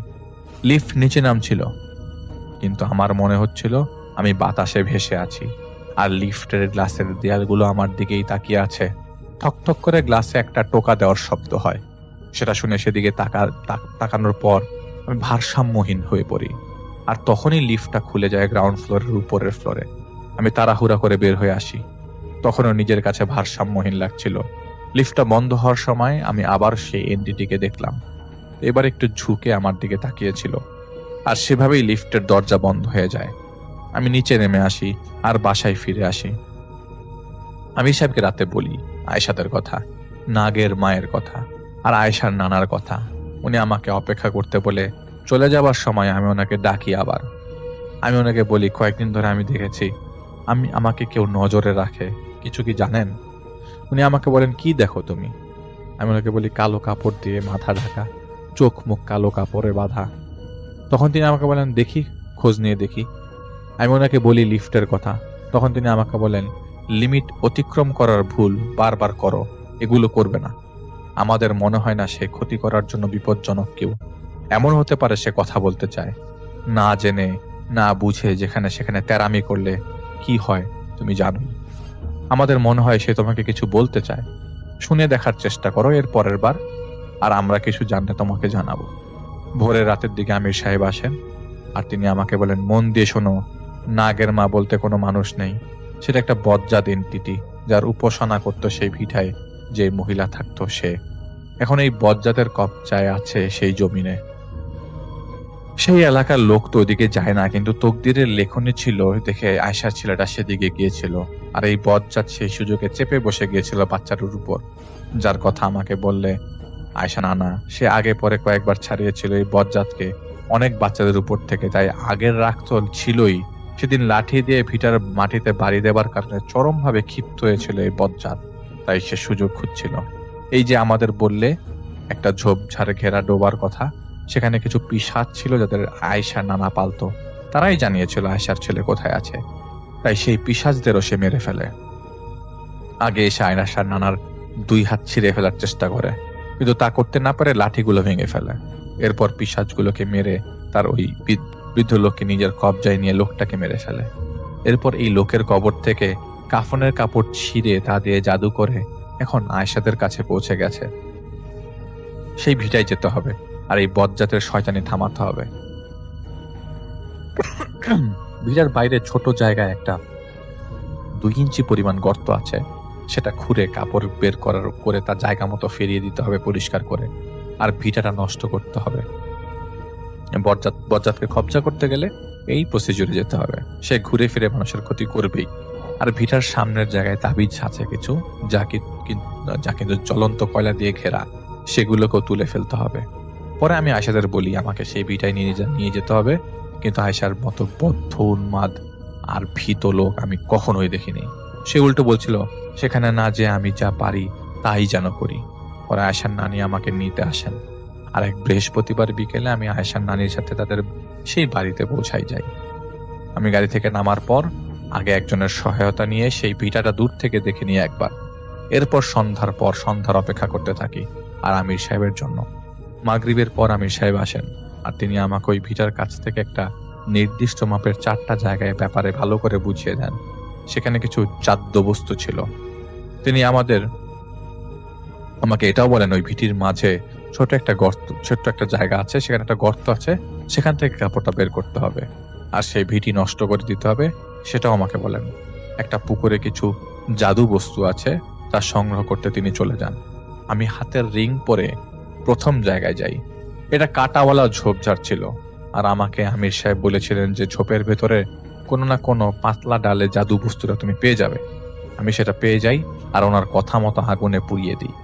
আগুনে দিতেই সেই জঙ্গল থেকে শিয়ালের কান্না ভেসে আসতে শুরু করে। এভাবে আমি 3টা সব মিলিয়ে জাদু বস্তু নষ্ট করে 4র্থটার দিকে আগাবো, তখন সেই পৈশাচিক সেই পিশাচ নাকি একটা কণ্ঠে আমাকে পেছন থেকে বলে, আর যাবি না, মেরে ফেলবো, মেরে ফেলবো। আমি এটা শোনার পর গায়ে কাটা দিলেও আমি সেদিকে যাই যেখানে যাওয়ার কথা। পেছন থেকে নাকি কণ্ঠে অনেক কথা ভেসে আসছিল। আমি মাটির একটা ঢিবির ভেতর থেকে লাঠিটা দিয়ে খোঁচাতে শুরু করি। ঠিক তখন ধাম ধাম করে আমার পেছন থেকে বড় বড় ডাল দিয়ে বাড়ি মারার শব্দ পাচ্ছিলাম। আমি এবার জোরেই বলি, এত বেশি লাফালাফি করিস না, আমি আয়েশা না, আমি জাহিদ। তখন উত্তর আসে, ও তাই নাকি, তুই শিয়ানা বেশি। আমি ততক্ষণে সেই জাদু বস্তুতে আগুন লাগাতে যাব, ঠিক তখন আমি দেখতে পাই আমার থেকে 10-12 হাত দূরে দাঁড়িয়ে আছে সেই অবয়ব। 10 ফিট তো হবেই। শাড়িটা দুলছিল আর আমার দিকে তার বড় হাতটা বাড়িয়ে দিয়েছে আর বলছে, দে না দে। আমি বস্তুতে আগুন লাগানোর সাথে সাথে সে অবয়বের গায়ে আগুন লেগে যায় আর আমি দেখেই সেই পেছন দিয়ে বাতাসে ভেসে মিলিয়ে গেল। বুকটা আমার ধরফর করছিল, ক্লান্তি ভর করে বসে। এর মানে আমি নার্ভাস হয়ে গেছি। আমির সাহেব কাছে নেই, এটাই কারণ। আমি কয়েক কদম এগিয়ে যাই ভিটার দিকে। গাঢ় অন্ধকার, কিন্তু আমি মোমের আলো দেখছিলাম। মনে হচ্ছিল কাছে যেয়ে দেখি, না, মোম না, সলতে জ্বলছে। ভিটার সামনে মাটিতে খাঁজ কেটে গোল গোল অনেকগুলো পেন্টাগ্রাম আঁকা আর ছোট্ট সেই গর্তটা সেখানে। আমি যে হাতে থাকা লাঠি গর্তে ঢুকিয়ে এদিক ওদিক করে ঘুরাতে থাকি যাতে করে মাটি আলগা হয়ে যায়। বিশ্রী পটকা গন্ধ বেরোচ্ছিল সেখান থেকে। আশপাশ শান্ত। আমাকে আমির সাহেব বলেছিলেন 10 আঙ্গুল নিচেই সেই কাপড়ের টুকরাটা আছে। আমি আল্লাহর নাম নিয়ে হাত ঢুকিয়ে দিই, কিন্তু বেখেয়ালি ডান হাত না দিয়ে আমি বাম হাত ঢুকিয়ে দিই। আমি কাপড়টা নাগাল পাই। আমি কাপড়টা টান দেব, ঠিক সেই সময় কাপড়টাকে ভেতর থেকে কে যেন টান দিল। আমার সাথে কাপড় নিয়ে টানাটানি হচ্ছিল। আমি শক্ত করে ধরে রেখেছিলাম, আমার আয়াতুল কুরসি পড়ছিলাম আর টানছিলাম, কিন্তু হুট করেই আমার পায়ে টান পড়ে আর মাটির ভেতর থেকে এমন একটা অদৃশ্য ধাক্কা আসে যার কারণে আমি ছিটকে পড়ে যাই। পায়ে টান লাগার কারণে প্রচন্ড ব্যথা হচ্ছিল আমার। আমি সোজা হতে পারছিলাম না। আমি বুঝতে পারছিলাম কাপড়টা নিয়ে গেছে, তাই সেটার আশা বাদ দিয়ে আমি কয়লা দিয়ে চেপে রাখা তাবিজগুলো সেখানে যাই আর ক্লান্তি আর পায়ের ব্যথা 2 মিলিয়ে অসহ্য অবস্থায় কোনোভাবে ডালপালা সরিয়ে সেই তাবিজগুলো উদ্ধার করি। তাবিজগুলো মাটিতেই গোল করে রাখা ছিল, যার চারপাশে ছিল কয়লা, যা গরম অনুভব হচ্ছিল আমার কাছে।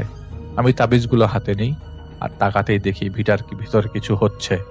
পায়ে টান লাগায় খুঁড়িয়ে চলছিলাম আমি। হাত তাবিজগুলো তখন গরম। ডান দিকে তাকাতেই আমার সেই এন্টিটির দিকে চোখ পড়ল, কালো কাপড় দিয়ে মাথা ঢাকা ওড়নার মতো করে। আমি সেদিকে সময় না দিয়ে সেই ভিটার দিকে যাই। দরজার ফাঁক দিয়ে আমি মোমের আলো দেখতে পাচ্ছিলাম। আর একটু তাকাতেই আমি দেখতে পাই একটা গরুর বাছুরের মাথা সেখানে পড়ে আছে, যেটার উপরে পোকা কিলবিল করছে। অনেক পদের জিনিস সাজানো সেই মাথার চারপাশে। একটা ধাক্কা দেই জোরে, যার কারণে শুকনো পাতার মতো করে ভেঙে যায় সেই দরজা। আর ভেতরে তাকিয়ে দেখি এটা একটা পেন্টাগ্রাম। আমি স্পষ্ট টের পাই আমার পেছনে দাঁড়িয়ে আছে সেই নাগের মা। নাকি একটা কণ্ঠে বিশ্রী একটা শব্দ করে সে আমার উপরে এসে পড়ে আর আমি পড়ে যাই সেই পেন্টাগ্রামের উপর। আর তখন আমি আবছা দেখছিলাম সেই নাগের মা দাঁড়িয়ে একটা পা আমার উপর দিতে যাচ্ছিল। সেই সময় আমির সাহেব এসে সজোরে কিছু দিয়ে একটা বাড়ি মারেন সেই এন্টিটিকে। সে বাড়ি খেয়ে নাগের মা পালিয়ে যায় সেখান থেকে। আমির সাহেব আমাকে তুলে বের করে আনেন। আমি হাঁটতেই পারছিলাম না টানের কারণে। আমি তাকে বলি যে কাপড়টা ছুটে গিয়েছে। কাপড়টা নিতে পারিনি। উনি আমাকে বললেন, থাক এসব এখন ভেবো না, এবং এটা বলে তিনি আমাকে নিয়ে আসেন ধীরে ধীরে আয়েশার নানিদের বাড়ির সামনে। এরপর আমি নিজেকে গুছিয়ে ওই জায়গাটা গুছিয়ে নেই, মাথা ব্যথা করছিল। আমি ঢাকায় জন্য রওনা হই। আর পথিমধ্যে আমির সাহেব আমাকে বলেন, যার কাপড় তার কাছে পৌঁছে গেছে, নাগের মাকে আমরা খুঁজছি, তাকে খুঁজে পেলেই বন্দি করে ফেলবো। তুমি ওদের জানিয়ে দাও, আল্লাহ যদি চান ইনশাল্লাহ আজকের পর থেকে নাগের মা নামক কোনো কিছু আর আয়েশার পরিবারকে ভোগাবে না।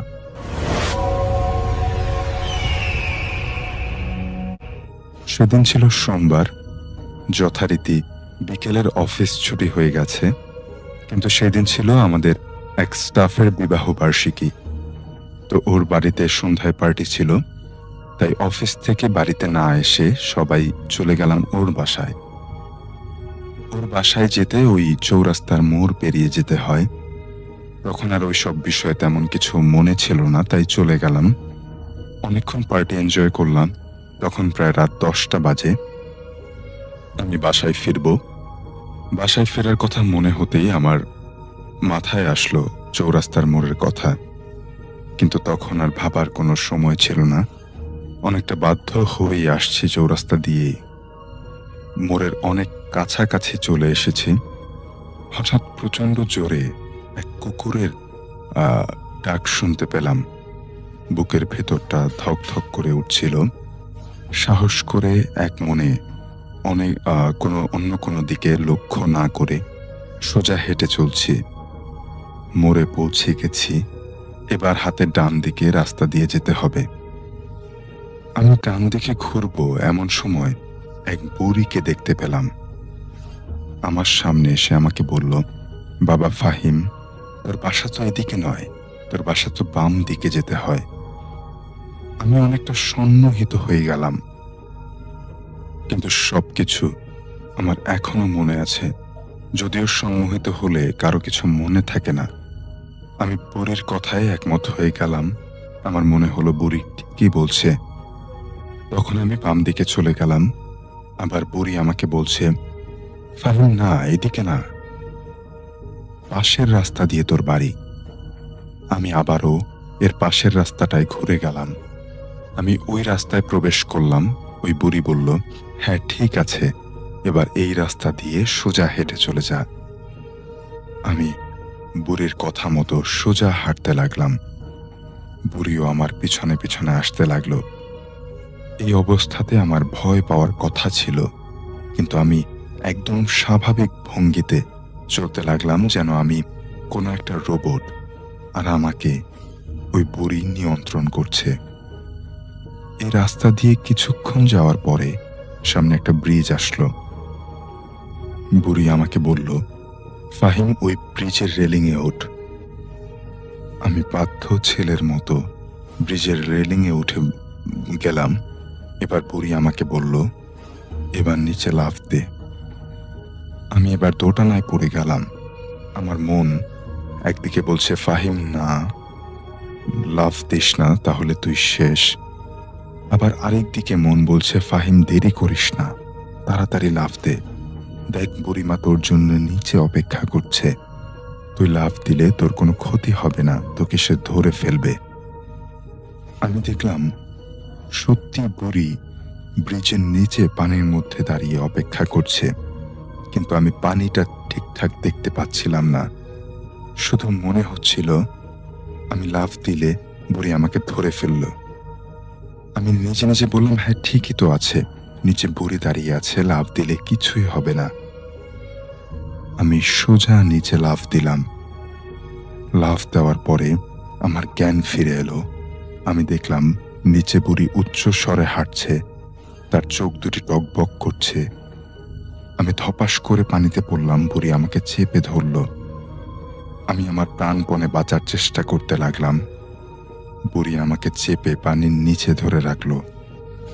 আমি কোনো মতে মাথা পানির উপরে তুললাম, আর তখন আজানের ধ্বনি শুনতে পেলাম। বুড়ি আমাকে ছেড়ে দিয়ে চিৎকার করে চলে গেল। আমি প্রাণপণে চিৎকার করে সাহায্য চাইতে লাগলাম। দেখলাম আমার দিকে একটা নৌকা এগিয়ে আসলো। ফজরের সময় এক ছেলে মাছ ধরার জন্য বের হয়েছিল। সে আমাকে দেখতে পেয়ে উদ্ধার করার জন্য এগিয়ে আসলো। আমি নৌকায় উঠলাম। যদিও আমার কাছে লেগেছিল পুরো ঘটনাটি মাত্র কয়েক মিনিটে ঘটে গেছে, কিন্তু আমি সারা রাত শহরে হেঁটেছি আর শেষ রাতে ব্রিজে এসেছি। আমার ভাগ্য ভালো তখন আজান দিয়েছিল, তা না হলে আজকে হয়তো আমি আপনাদের মাঝে থাকতাম না। এই ঘটনার পরে আমি প্রচণ্ড ভয় পেয়ে যাই এবং অসুস্থ হয়ে পড়ি। আমি ওই এলাকা থেকে এই ঘটনার কিছুদিন পরেই ট্রান্সফার নিয়ে চলে আসি। এ ছিল আমার চৌরাস্তার মোড়ের ভয়ঙ্কর অভিজ্ঞতা।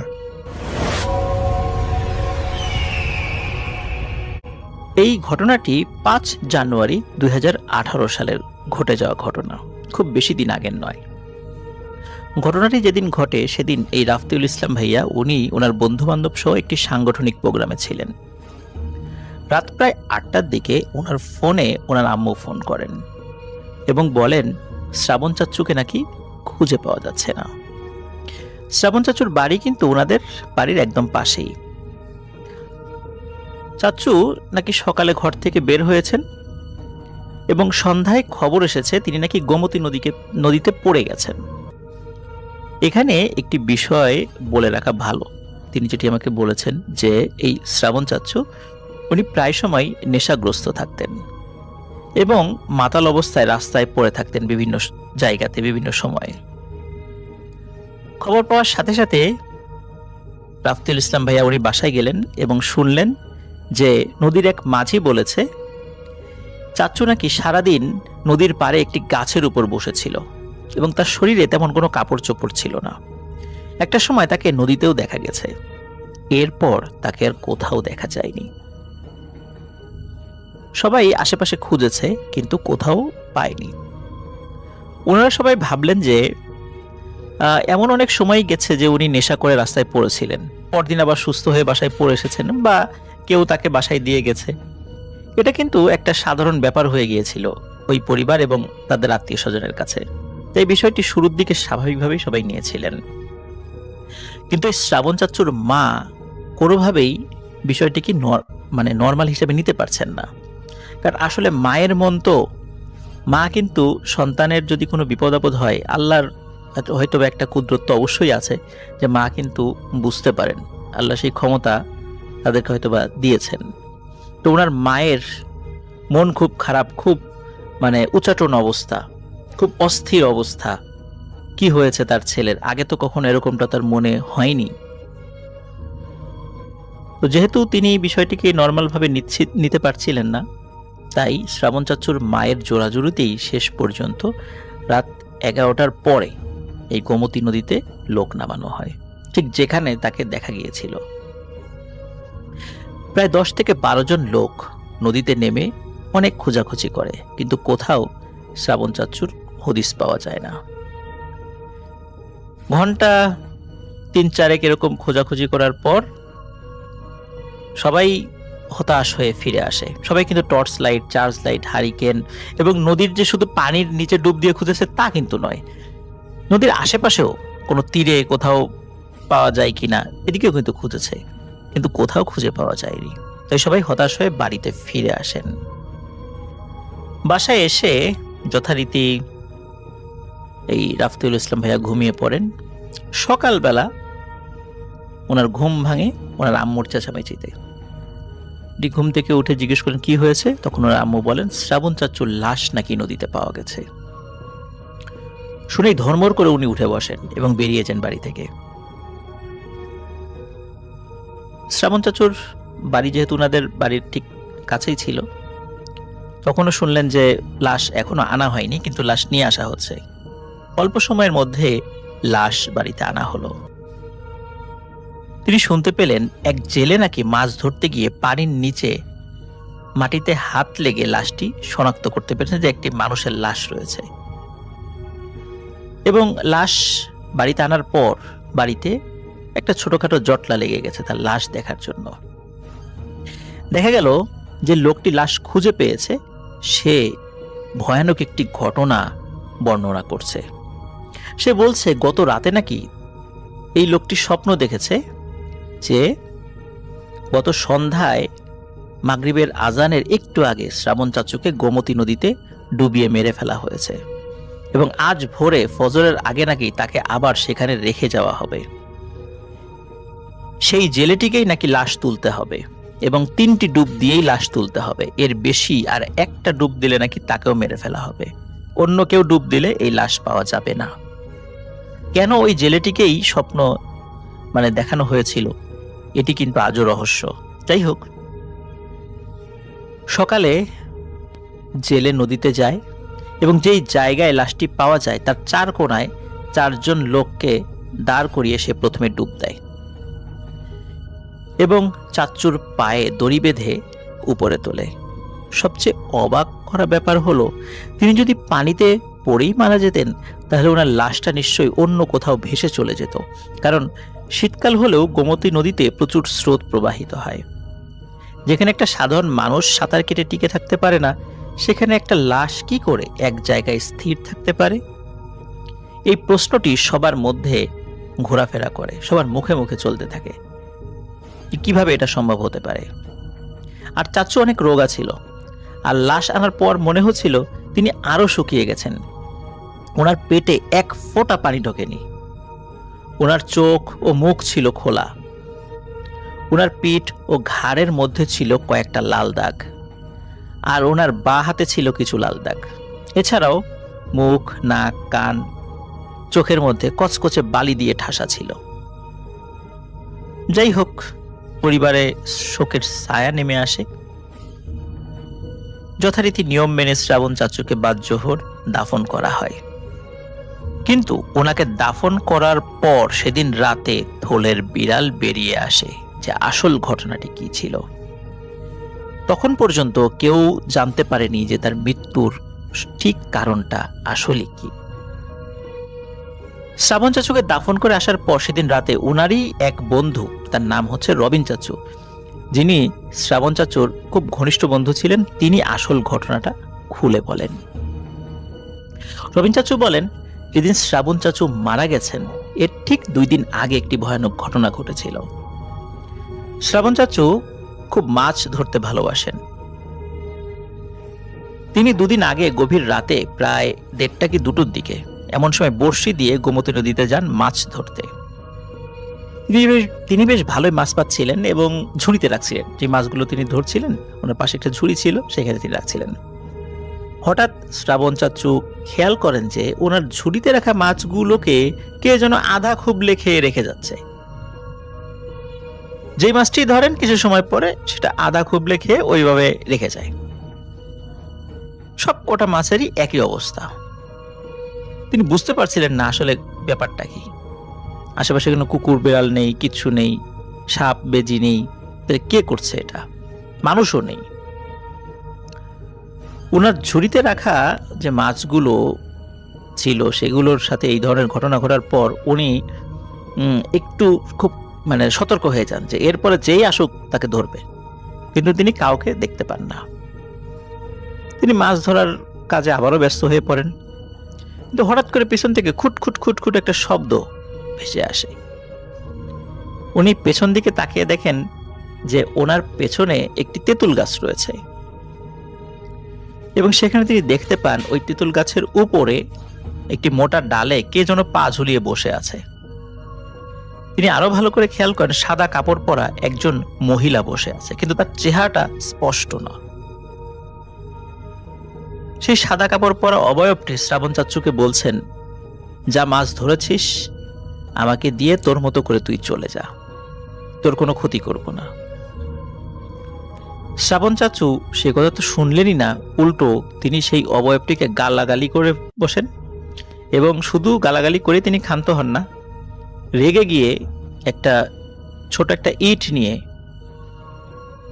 ওই অবয়বটির দিকে ছুঁড়ে মারেন, যা সরাসরি ওই অবয়বটির গায়ে গিয়ে লেগেছিল এবং ওই অবয়বটি একটু শব্দ করে উঠেছিল, সে ব্যথা পেয়েছে বলে এরকমটা মনে হয়েছে। এই ঘটনা ঘটার পর ওই অবয়বটি শ্রাবণ চাচুকে বলে যে তোকে আজ কিছু বললাম না, কিন্তু তোকে আমি শেষ করে দেবই এবং তোর মর্মান্তিক মৃত্যু দেব, আমি অপেক্ষায় থাক। এই ঘটনাটি সকালবেলা শ্রাবণ চাচু পরদিন রবিন চাচুকে বলেছিলেন, কিন্তু এই ঘটনাটি ওনারা আসলে দুজনেই কোনো পাত্তা দেননি। আর ঠিক দুদিনের মাথায় ঘটে এই মর্মান্তিক ঘটনা। সব কথা শুনে ওনাদের মসজিদের ইমাম সাহেব বললেন, সেদিন রাতের জিনিসটা একটি খারাপ জিন ছিল, তার সাথে আসলে খারাপ আচরণ করা ঠিক হয়নি, কারণ ওর শরীরে আঘাত লাগার কারণে ওই জিনটি এই প্রতিশোধ নিয়েছে। এটি ছিল ঘটনা। এটি একটি অমীমাংসিত ঘটনা। এটি শুরুটা কিভাবে হয়েছিল, কেন হয়েছিল এবং শেষটা কেনই বা হলো, এটা আজও রহস্যাবৃত। চলে যাচ্ছি সরাসরি ঘটনায়। ঘটনাটি শুরু হয় আজ থেকে 35 কি 36 বছর আগে। এই আরপাড়া গ্রামের একটি মহল্লা ছিল, তার নাম হচ্ছে মোড়লপাড়া। আর এই গ্রামের একটি ছেলে ছিল, নাম হচ্ছে মাসুদ মোড়ল। তার বয়স 12 কি 13 বছর। গায়ের রং কালো, স্বাভাবিক, সুস্থ, একটি চঞ্চল প্রকৃতির ছেলে ছিল সে। তবে তার একটু সমস্যা ছিল, সে কথা বলার সময় কথা বেঁধে যেত, মানে আমরা এক কথা যাকে তোতলা বলি। তবে হ্যাঁ, গ্রামের অন্য ছেলে মেয়েদের মতো সে খেলাধুলা করত, সবকিছু স্বাভাবিকভাবেই চলছিল। একদিন তার খেলার সাথীরা তারা লক্ষ্য করে, ওই খেলতে খেলতে হঠাৎ করে সে বিড়বিড় করে কিছু একটা বলে ওঠে। কি বলে প্রথম দিকে তারা বুঝতে পারত না, পরে খেয়াল করে শুনে যে সে একটি শব্দ বারবার বলে, ছনে বনে দিতেছে, ছনে বনে দিতেছে। এই ছনে বনে দিতেছে এটার মানে আসলে কি, এটি কেউ বুঝতে পারে না। এই কথা শুনে সবাই অবাক হতো এবং এটা নিয়ে তাকে বেশ হাসি তামাশাও করত। এই হাসি তামাশা করার পর তার অবশ্য বেশ রাগ হতো। তখন তাকে যখন প্রশ্ন করা হতো যে তুই এগুলো কি বলিস, তখন সে রাগ করে চলে যেত, কোনো উত্তর দিত না। গ্রামের মানুষ এবং তার নিজের পরিবারের সদস্যরা বুঝতে পারে যে তার উপর জিনের আচর হয়েছে আর কি। পরিবারের সদস্যরা অনেক হুজুর কবিরাজের কাছে নিয়ে গিয়েছে, তবে এটার কোনো সমাধানই পাওয়া যায়নি যে কিভাবে জিনটা আসলো, কিভাবে কি হচ্ছে না হচ্ছে, কোনো সমাধান দিতে পারে না। এভাবেই চলে যাচ্ছিল দিন। হঠাৎ হঠাৎ সে বিড়বিড় করে ওই কথাটি বলে উঠত, ছনে বনে দিতেছে, ছনে বনে দিতেছে।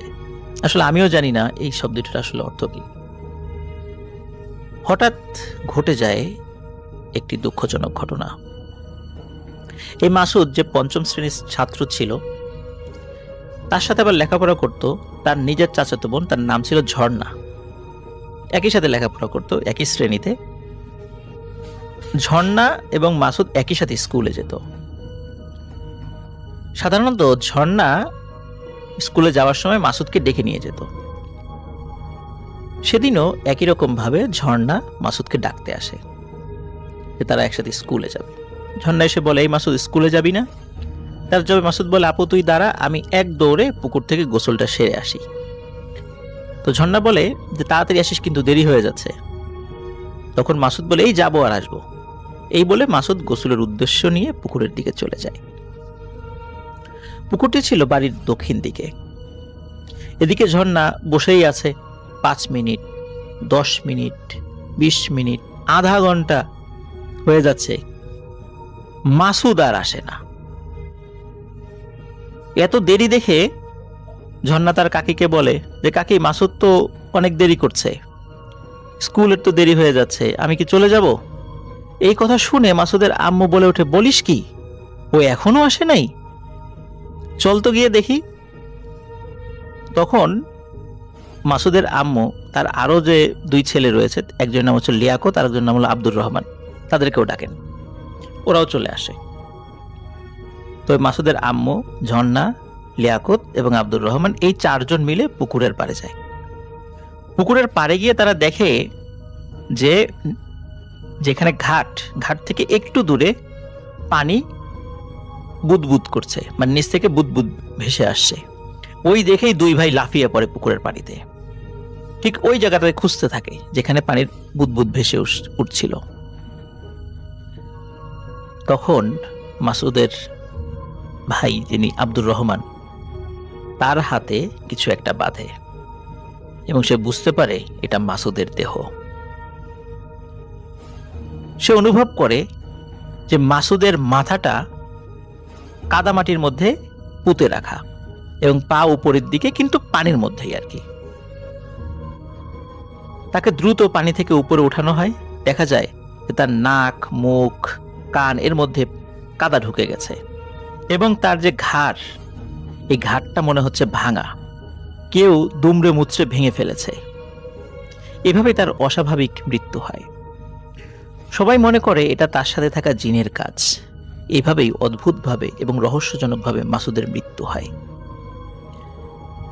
কোন জিন তাকে হত্যা করেছে, কেনই বা মাসুদকে হত্যা করেছে, কি আক্রোশ ছিল মাসুদের উপর, এটা একটি ছোট শিশুর উপর, কেনই বা তার উপর আসর করেছিল, যে শব্দগুলো বলতো সেগুলোর অর্থই বা কি, কেউ বুঝতে পারেনি। এটি ছিল ঘটনা। আসসালামু আলাইকুম লিসেনার, আশা করি আজকের এই ভয়ানক ঘটনাগুলো আপনাদের কাছে বেশ ভালো লেগেছে। আমি আপনাদের জন্য প্রতিনিয়ত বাছাই করে নতুন নতুন ঘটনা আপনাদের কাছে এসে শেয়ার করে থাকি। এরকম ভয়ানক ঘটনা পেতে এখনই এই চ্যানেলটি সাবস্ক্রাইব করে সাথে থাকা বেল আইকনটি অন করে ফেলুন, যাতে পরবর্তী ভিডিও ছাড়ার সাথে সাথে আপনারা এই ভয়ানক ঘটনাগুলো আবারও শুনতে পারেন।